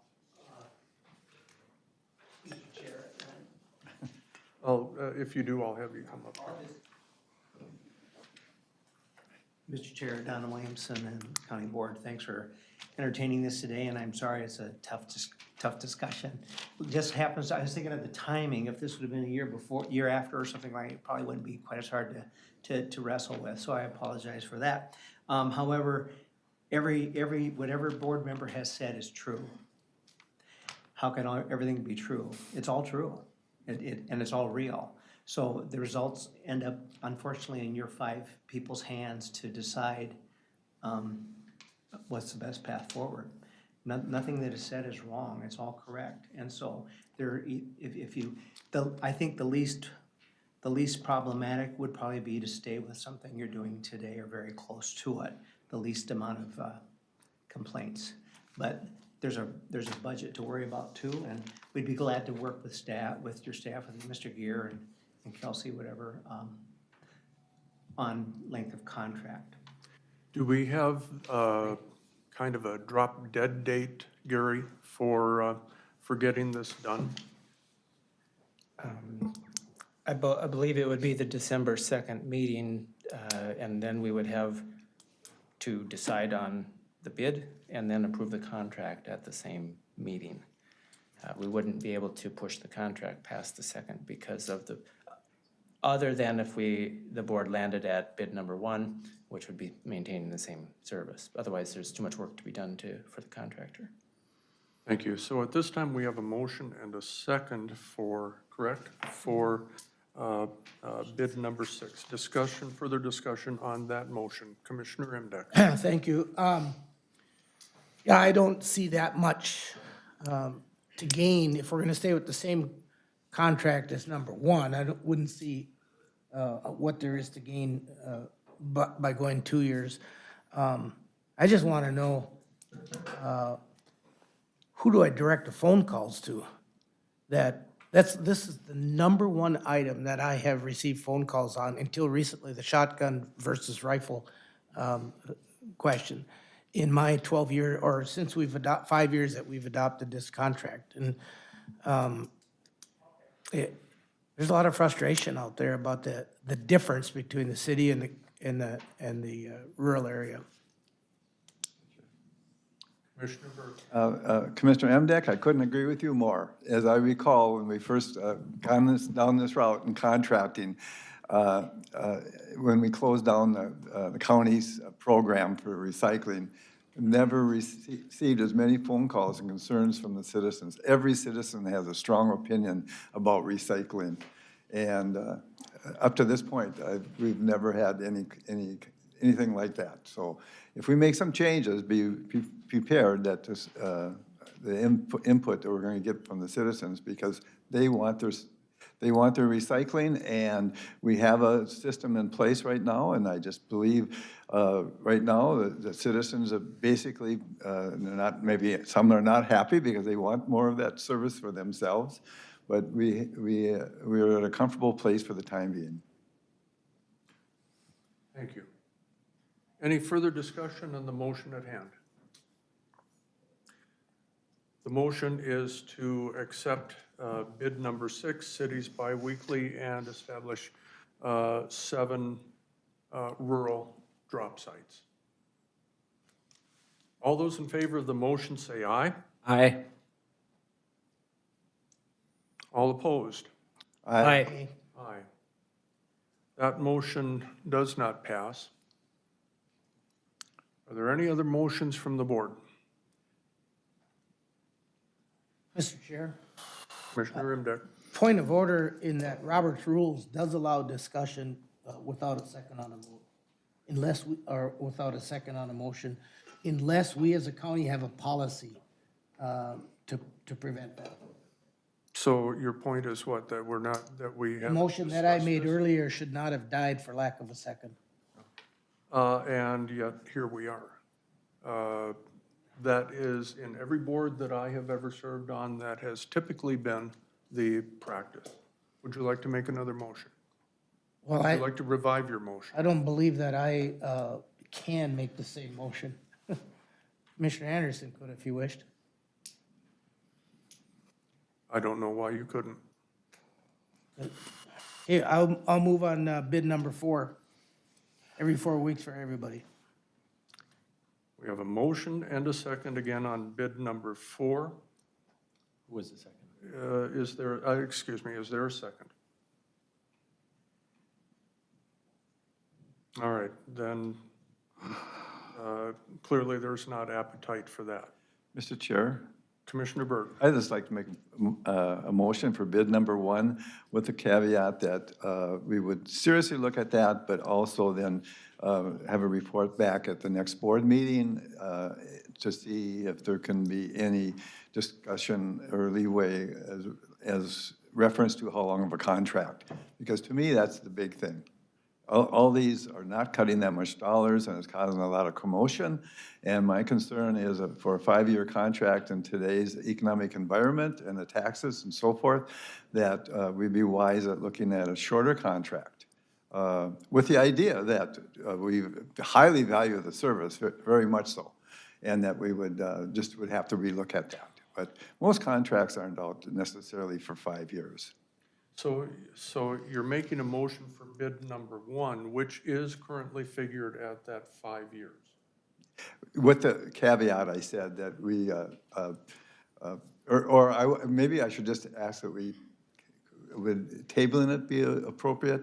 That we table it until the next board meeting or postpone it, and then, and just report back if there's any option to lower that, and then bring it back for a vote, because then I would like to make that motion, not knowing what's. So then I would suggest that, so that staff and the vendor have clarity on this, that if we're asking them to rework figures one more time, that we allow for a 3-year option. And then we make a decision at our next meeting on this, one way or the other. Point of clarification or question.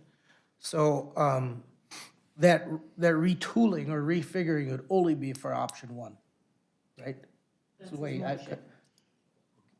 My understanding. Yeah. Is that your motion? Well, actually, my motion is to take a look at the length of the contract. If you do any one of these, actually, except for number 6, which might have some significant savings, and if that's the reason we're doing that, I would just like to have that information as we vote going forward, and see if we could postpone it and further some discussion about the length of the contract.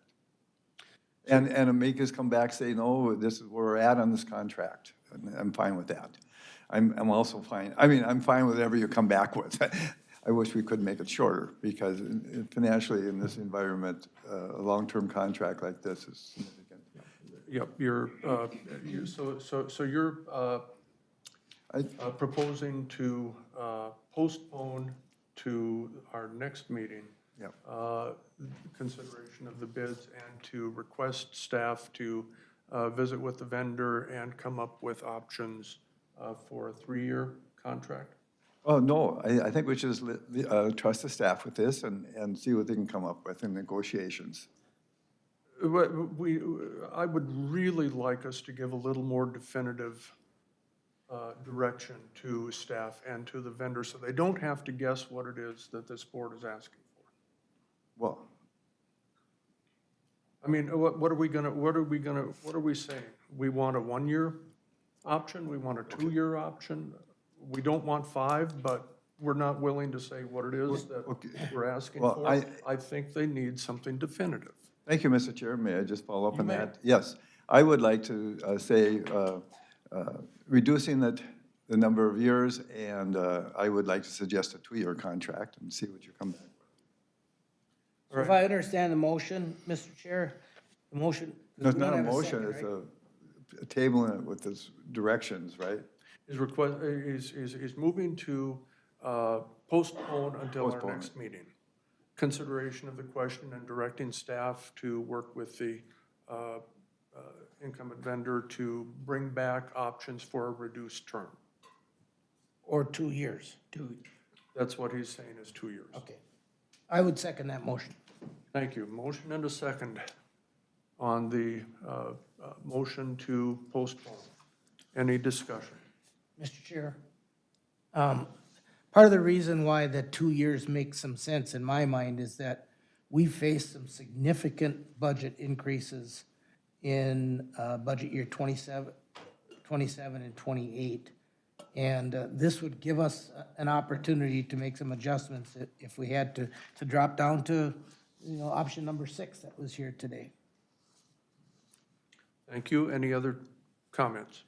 Yes, I think by negotiating this too, I think there's a factor of inflation as well. And I would think everybody was going to take that in consideration, and everybody would have a better handle on it if it was a shorter term contract. And anyone else?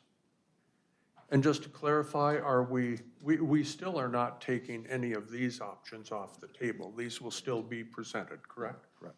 All right. For me. Anyone else? All right, on the motion to postpone, all those in favor say aye. Aye. All opposed? Aye.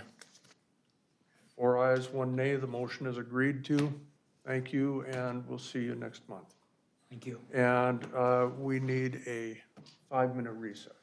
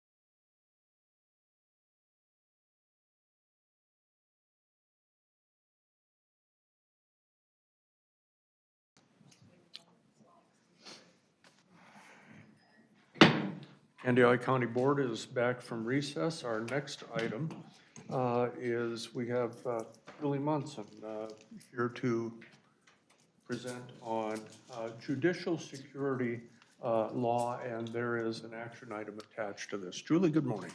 Good morning. Thank you, Mr. Chair. Good morning, Commissioners. Julie Munson, Candiota County Recorder's Office. I do have two items actually today. The first will be the judicial security law. This is a new law that is taking effect January 1st, 2026. It's an enhanced privacy measure for judicial officials. For this year's legislation builds off of Minnesota State Statute 480.45, adding a key provision to retroactively masking of existing property records. An overview of the bill is that it is an address protection program built specifically for judiciary. A judiciary official will submit a judicial real property notice, or an RPN. It will list information at the county to be protected. The county can charge up to $75 to process the request, and there are provisions to disseminate this information, and it goes live January 1st. Who is covered by this new law? Every Minnesota District Court judge, senior judge, retired judge, and every judge in the Minnesota Court of Appeals, and every active senior, recalled, or retired federal judge who resides in Minnesota. It does not include employees of the Minnesota Judiciary Peace Office, employees of the Minnesota Judiciary, peace officers, or county attorneys, prison guards at this time. What data is covered? Definition is taken from Safe at Home, which describes property records as any record of data that is maintained as part of the county real estate document recording system for use for the public, data on assessments, data on real or personal property, taxation, and other data on real property.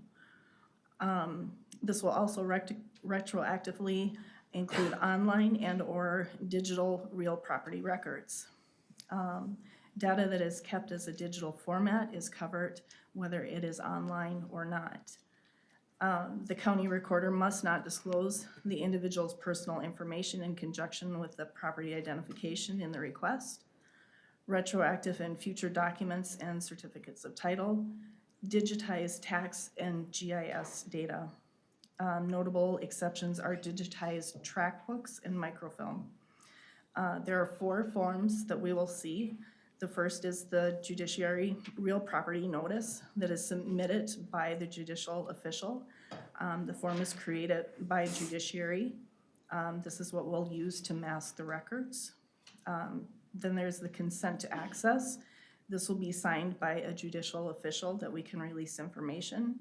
The other is a request to access. This is without judicial official's consent. This would be such as a title company looking to do search for real estate records.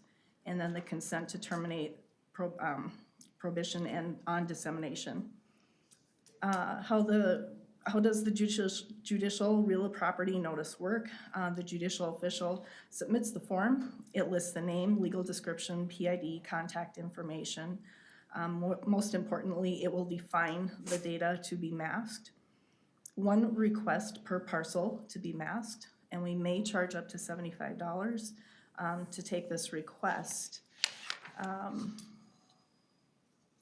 The judicial RPN masks the data unless it is shared with another government entity for taxation and assessment purposes. It is shared with the examiner of titles, and we can return original documents back to the submitter. Masked data is until the protected individual consents to leaving the program and submits a consent to terminate, a court order to the county to make public, no longer an owner of the property, the individual dies and a death certificate is filed with the recorder, or no longer qualifies for coverage. Accessed by consent will likely be the path used most often. A form including a judicial official's signature will be presented and copies will be released. If a potential buyer that is making an offer to buy the protected parcel wants access, that person can only access with consent. Access by request to release is any of the following licensed people that can request access: a title insurer, abstractor, attorney, loan originator, or realtor. They will fill out a notarized request to release that will include a full name, title, address, and employer, the purpose for the request, the requester's relationship, if any, to the individual, the legal description, and proof of licensure. Access for the title industry, it is recommended to permanently file the consent or request to release. And the consent to terminate, where the individual has consented to the termination of the real property notice in writing signed by the individual and acknowledged by a notary. When received, we would make publicly viewable all documents, certificates, and other records that were masked. Where do the fees go? For counties, they'll be deposited with the county recorder. All fees collected then will go into the general fund. So I'm here today to ask that we go with the recommended $75 for RPN for notices. All right, the chair will make that motion, and is there a second? Mr. Chair, I'll second it. Thank you. Any discussion, any questions for Julie? So this is kind of in the light of the events of earlier this year, certainly takes on a little more importance. It does. But also, this was something that was already set up back in 2024. Correct. And since the horrific events of this last June, there have been perhaps additional requests to add other folks within doing certain jobs to something like this. That isn't being done yet. No, But that it would is- likely it's in the follow works for something next year. similar here. Yep, And that'll certainly be before the legislature this next time around. yes. Because that's what the safe at home type of thing is for public officials.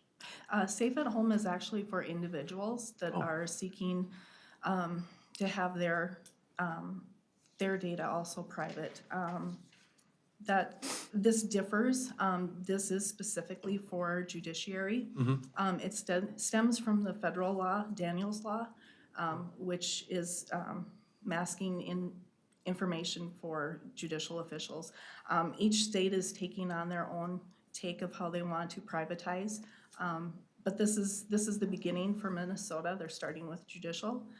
Like I said, they're also in the works next year of adding to that, so. And so your ask here today is just simply to implement this and implement the $75 fee. Correct. Yes, to because this process is these a new requests. fee, yes. All right.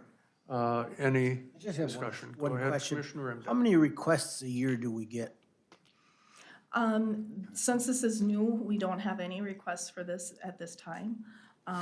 For Safe at Home, we currently have one person on that program in the county.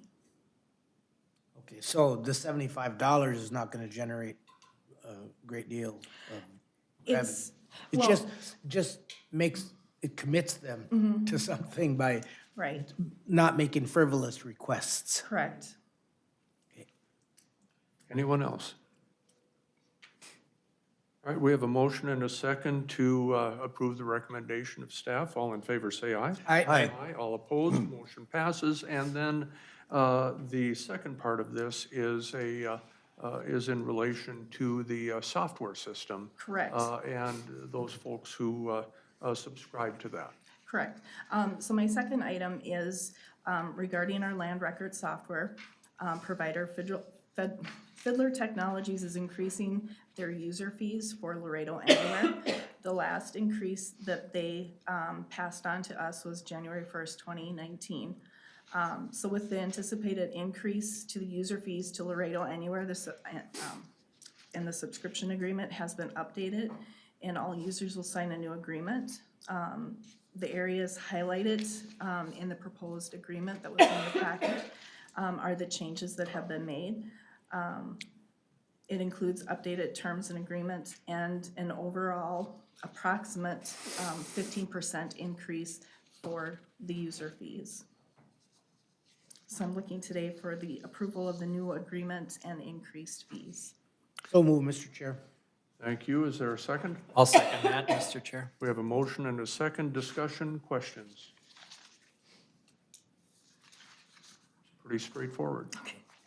All right, all those in favor of the motion signify by saying aye. Aye. All opposed, motion passes. Thank you. You. Next up, Corey Smith, Green Lake Sanitary Sewer and Water District Director. You have a resolution for us. Sure do. Good morning, Mr. Chair, members of the board. My name is Corey Smith, and I serve as the director out at Glacial Lakes Sanitary Sewer and Water District.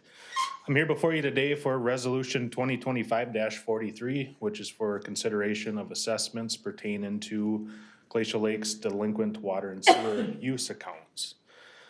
This year, there are 4 delinquent amounts to consider for assessment, which are identified in the resolution that you have in your board packet, Resolution 2025-43.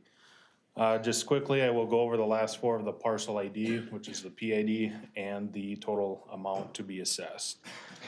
Parcel ID ending in 0010 has a total of $1,586.95. Parcel ID ending in 0030 has a total of $2,046.60. Parcel ID ending in 0200 has a total of $1,801.04. Parcel ID ending in 0090 has a total of $1,762.53. Throughout the year, the city of New London, whom does the billing for Glacial Lakes, sends out monthly letters identifying the accounts of their delinquent dollar amount. In addition, the districts, we also do send out letters later on in the year stating that this resolution is going to the Glacial Lakes Commission to be recommended to the county board and then eventually be attached to your property tax statements. So at our last Glacial Lakes Commission on October 27th, the commission reviewed the status of our delinquent accounts and approved forwarding them the information to the county board for assessment consideration. So with that, it is the Glacial Lakes Commission's recommendation to adopt Resolution 2025-43 to recover the outstanding delinquent account balances. So move, Mr. Chair. Thank you. There's a motion, and is there a second? Second, Mr. Chair. Thank you. Any discussion? Hearing none, all in favor of Resolution 2025-43, say aye. Aye. All opposed? Motion passes. Thank you. Thank you. At this time, I'd like to invite Zach Mahboub to come up before us, and Zach has a little bit of news and some changes within his organization, and then we will have Director Khan come and visit with us about a related contract. Zach, good morning. Good to see you. Good morning, Commissioners. Thank you very much for inviting me at this opportunity to share my vision and what I have been doing with our community here in Wilmer. I've been living in Wilmer since 2011 and started with Central Interpreting Services. And it was the first place it's born. It was Kandiyohi County. And this organization has really become great now, all covering the whole the whole state of Minnesota, everywhere now. And we have been doing work with the, different entities, government agencies, healthcare insurances, and all that sort of thing. And we were providing different language, Somali language, Spanish language, Karen language, Hmong language, so that we've been really doing multiple different languages. So this is where this organization has born and really is becoming the whole state of Minnesota. So we'll be glad, I'm glad to be part of that. And now as becoming age 65, I'm getting too old, so I'm kind of trying to step back. And we have Saido Aden, who's the new president of the organization, who's really taking over. And we'll be glad to really, our hometown of Kandiyohi County, to really continue the work that we've been doing within this county. And I thank you for the opportunity. Thank you. So, so you're retiring, and those of us who are a little older than you are might resent the characterization that we're getting old. But some days we feel it. And so it says here, introduction of new president? Yes, her name is Saido. She's the current president, Saido. Come down here. She's the new president. Actually, she resides in Twin Cities, but we have an office here and we have a huge office in Minneapolis. So she's coming from Minneapolis now, you know. Saida, welcome. Outstanding. Yeah. Good Welcome. morning, all. Nice to meet you. I'm not a good at public speaking, but my name is Sairo, and I'm presenting West Central. We're from Minneapolis, and we serve a large community in Minneapolis. Provide 11 languages right now, all the way down from Wilmer to St. Cloud to all Twin Cities to Mancaro to St. Peters, all those areas. And as SAC is retiring or stepping back, we're taking over, and we will be happy to work with you and keep our relationship the same. We're trying to be in this area once in a while or every couple of months to offer seeing things. So it's nice to meet you. I'm not good at public speaking, but yes. Well, welcome and thank you. Congratulations on your new role here. Zach, congratulations to you on your retirement. Thank you. You've been an important part of this community for years, and I understand you're going to remain in the community because you love winter weather. So Yeah, Yeah. thank you. He'll be still around. Good, well, thank you so much. And Caroline, yeah. we'll move right into the contract being proposed. Good morning, Caroline Kahn. I have the opportunity to serve as the Director of Health and Human Services for Candy, Ojai County. And as Commissioner Gardner has shared, I'm presenting to you this morning our 2-year countywide contract for West Central Interpreting. We've had this contract in place since Zach started the organization in 2012. It is a unique one that is housed in Health and Human Services, but does benefit the county-wide and has been extended to be utilized through any department. Has been a longstanding, very strong relationship. So you can see a copy of the contract as well as the updated rates. Very minimal updates since he began the contract in 2012. I was doing a little research from that history and has very nominal increase, which is very much appreciated in our rural partnerships. So my recommendation for the board today would be to approve our contract and rate stability for the next 2 years with West Central Interpreting. Thank you. Is there a motion? Mr. Chair, I also move to approve the contract as stated. Thank you. Is there a second? I'll second that. Thank you. And just to clarify, under number 3, where it says the total amount to be paid by the county for services purchased from the contractor shall not exceed $50,000. Correct. Is that, I mean, I don't mean this flippantly, but is that enough?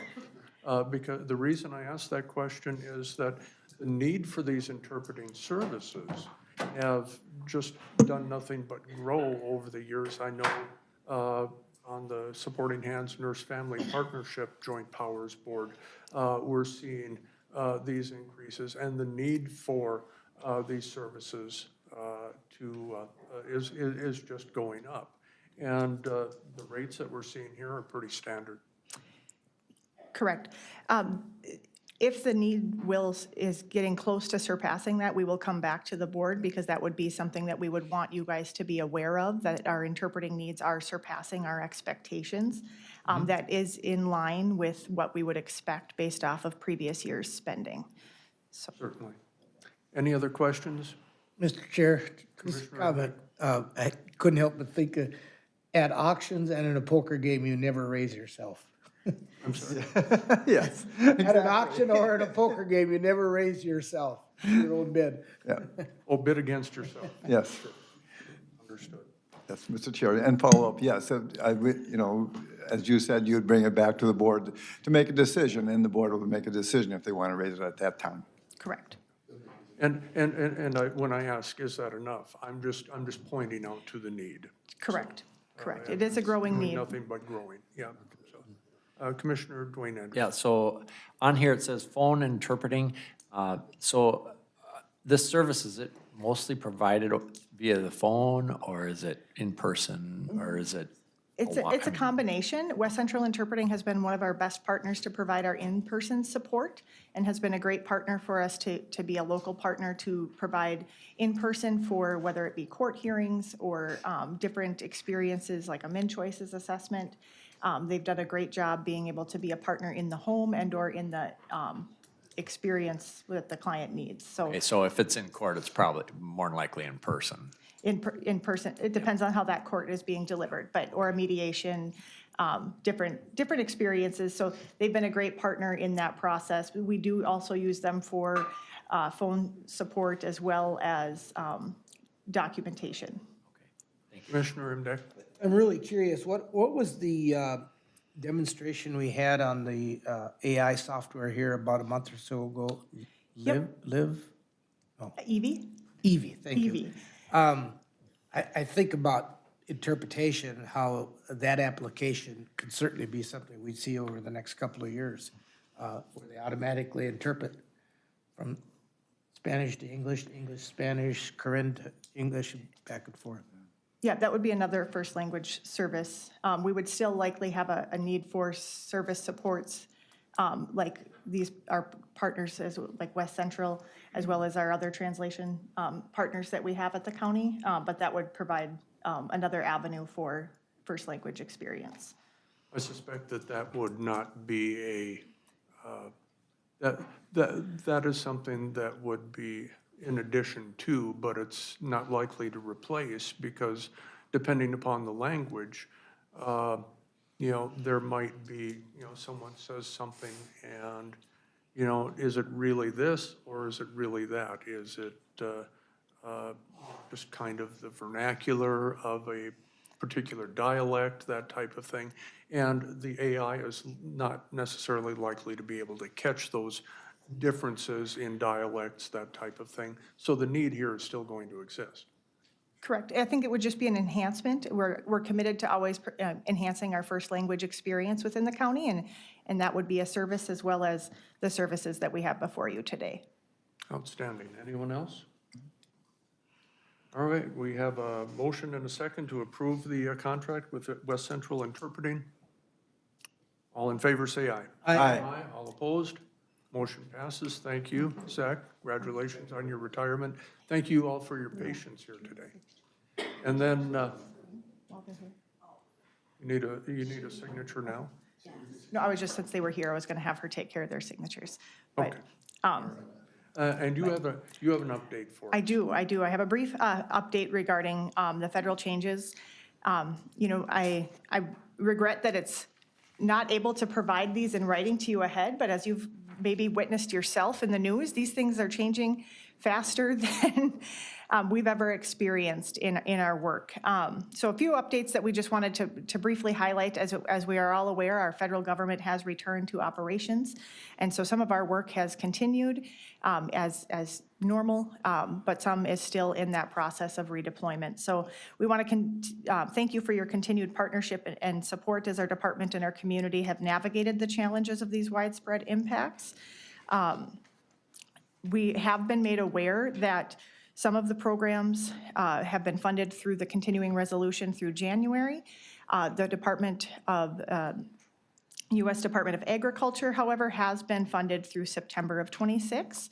We are hopeful. That doesn't tell me for certain that SNAP itself is funded within the USDA, but we do know that the USDA is funded through '26, which does give us some hope. With that, we do understand that there are some continued upcoming changes that we continue to navigate. And you may have seen some of those even hitting the news last night. I want to remind the board as well as our community that Minnesota is a state supervised, county administered state. So what that means is that the federal government provides information to the state and then the state provides that information to the counties. So often there is a time lag in how that process unfolds. There is some information out in the news cycle this morning related to reapplication for SNAP participants. We have not received any direction from the state as to that being valid or that being something that is being enacted at this moment. I can't give you an answer as to what will be in my inbox by the end of the day, but as of right now, that is not something that is being enacted, and I know that does bring a bit of concern during a moment of what we were hopeful to be a moment of pause. So I just wanted to highlight that things are continuing to unfold, and these are great opportunities that we can continue to come forward and share with you and end with our community about these changes. We do understand that work requirements will be continuing to unfold and change how SNAP access is delivered. With the federal government shutdown, some of that is still being in development through the USDA. So what we do understand is there will be a requirement to participate of a minimum of 80 hours per month for certain populations of ages 18 to 64. This was previously 18 to 54. So now we'll have older adults from that 54 to 64 being required to meet that 80-hour-a-month requirement. We are still yet unsure as to how we will collect that and how we will ensure that. We will continue to receive guidance, but that is not yet delivered to the counties. Adults that were previously exempt from time-limited work rules with a child under 18 on SNAP, now children have to be under the age of 14 and for parents to get that time exemption. This could potentially affect around 200 of our clients here in Candy-Ojai County. I apologize, the earlier could affect just over 600 Candy-Ojai County clients. Exemptions, previous exemptions are gone for people that are age 24 or younger who were in the foster care system at age 18 and those who served in the U.S. military. We are watching with our DCYF partners in case there are potential workarounds that we could use in this area. And if someone fails at these work requirements within their 3 months in a 3-year window, it will no longer be a rolling 3 years, it will be a calendar 3-year window is from what we're understanding, which is just continuing to change how the rules unfold. The static 36-month calendar starting over in January 1 of 26. It was previously, like I stated, the rolling calendar year.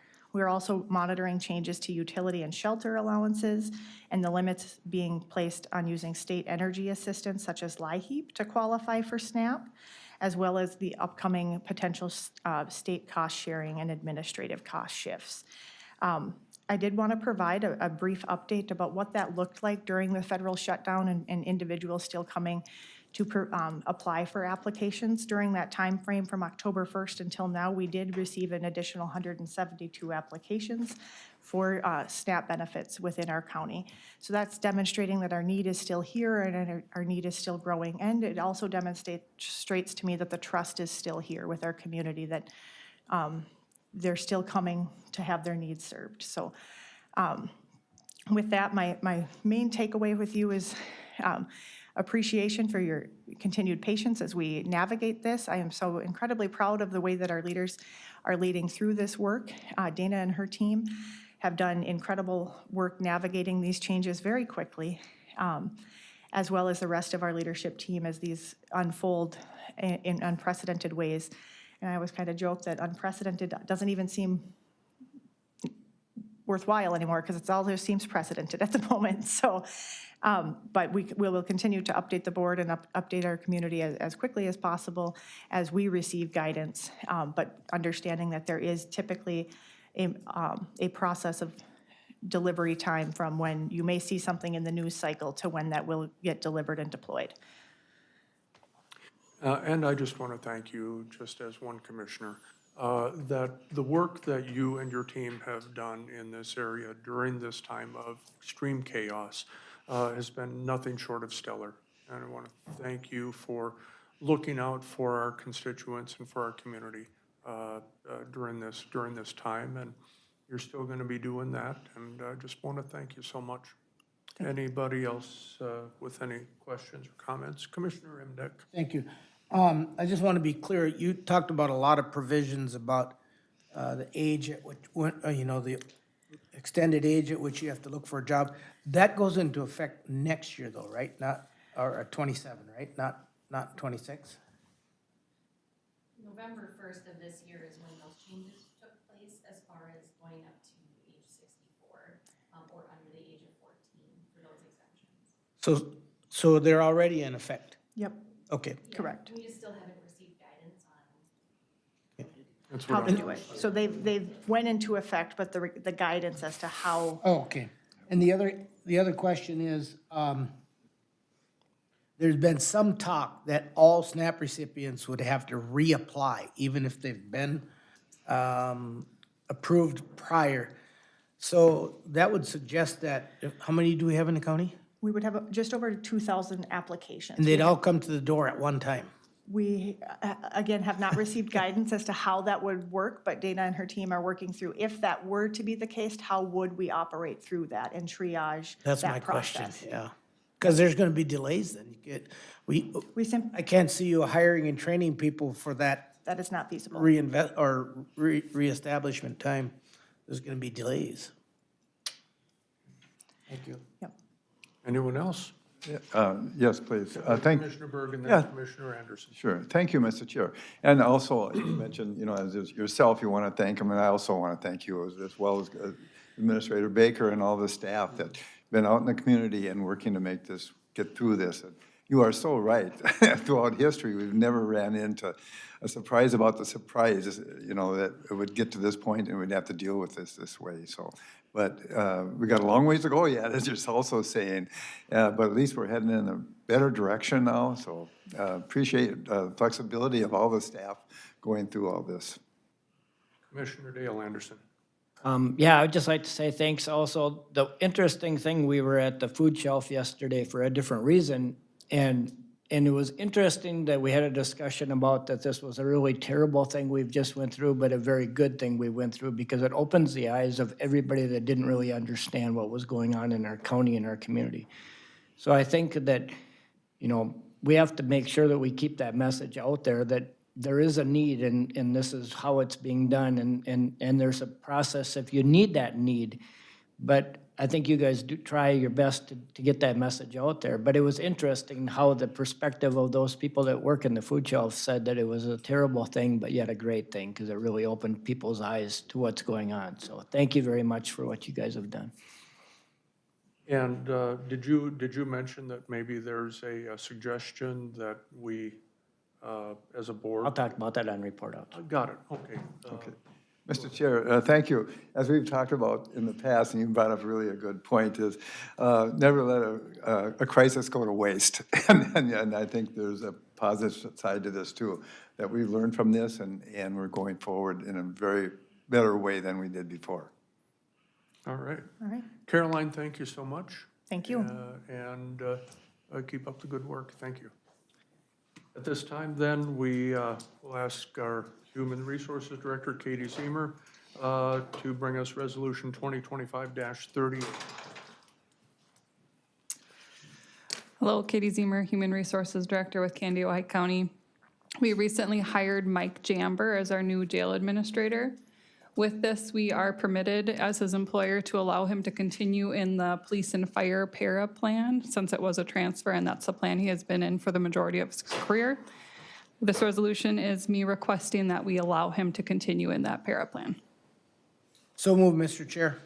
Thank you. There's a motion to approve the recommendation of staff. Is there a second? I'll second that, Mr. Chair. Thank you. Motion and a second. Questions, discussion? No, yes, Mr. Chair, if I may. Yeah, can you share a little bit what that involves? Why would you be moving that way? With the position that he's in, if it wasn't a transfer, it would be I under- understand, but maybe, the public doesn't understand that either. Yes, so with the jail administrator position, it would be under the correctional para plan, but because he has been in the police and fire for a majority of his career, to allow him to continue in that plan, which each plan has different contribution limits and different stipulations with it. And there's a better contribution. It's better for his retirement, let's put it that way. Yes. Yes. All right, any other questions? We have a motion and a second to approve Resolution 2025-38. All in favor, say aye. Aye. All opposed? Motion passes. Thank you. Administrator Baker, proposed 2026 county park policies and fees. Good morning, Kelsey Baker, Candy Ojai County Administrator. Before you today, we have the proposed fees. for our county parks. We have a preseason and a postseason meeting with all the park managers. We have 2 county commissioners that sit on that, both the Andersons. And so at the post-fall meeting, or postseason meeting, we discussed rates and fees, and I spoke with all managers, looked at some of what our rates are, looked at some of the options, what we could do, and we looked at, our proposal is increasing all daily and seasonal rates, tent rates, and then not increasing the pet shelter and then the cabins. And then our other proposal was within the policy that seasonal, so more than 0 to 29 is classified as a seasonal camper, would be able to register that first 7 days when we open up registrations in January. So I'm asking today to approve the proposed 2026 camping rates and allowing seasonal campers to register the first 7 days. Thank you. Is there a motion? Mr. Chair, I so move. Thank you. Motion to approve the recommendation of staff. Is there a second? I'll second that, Mr. Chair. Discussion. Commissioner Emdek? What, if I may, thank you, Mr. Chair, what was the percentage increase the same for all the parks? Correct. Where there was a rate increase, and what was it? It wasn't a percentage, it was $2. If you would have done And like. each park has a little different. Yes, each park is a little bit different, and that's why I included this rate page, so that you all have it, and really that the public has it as well.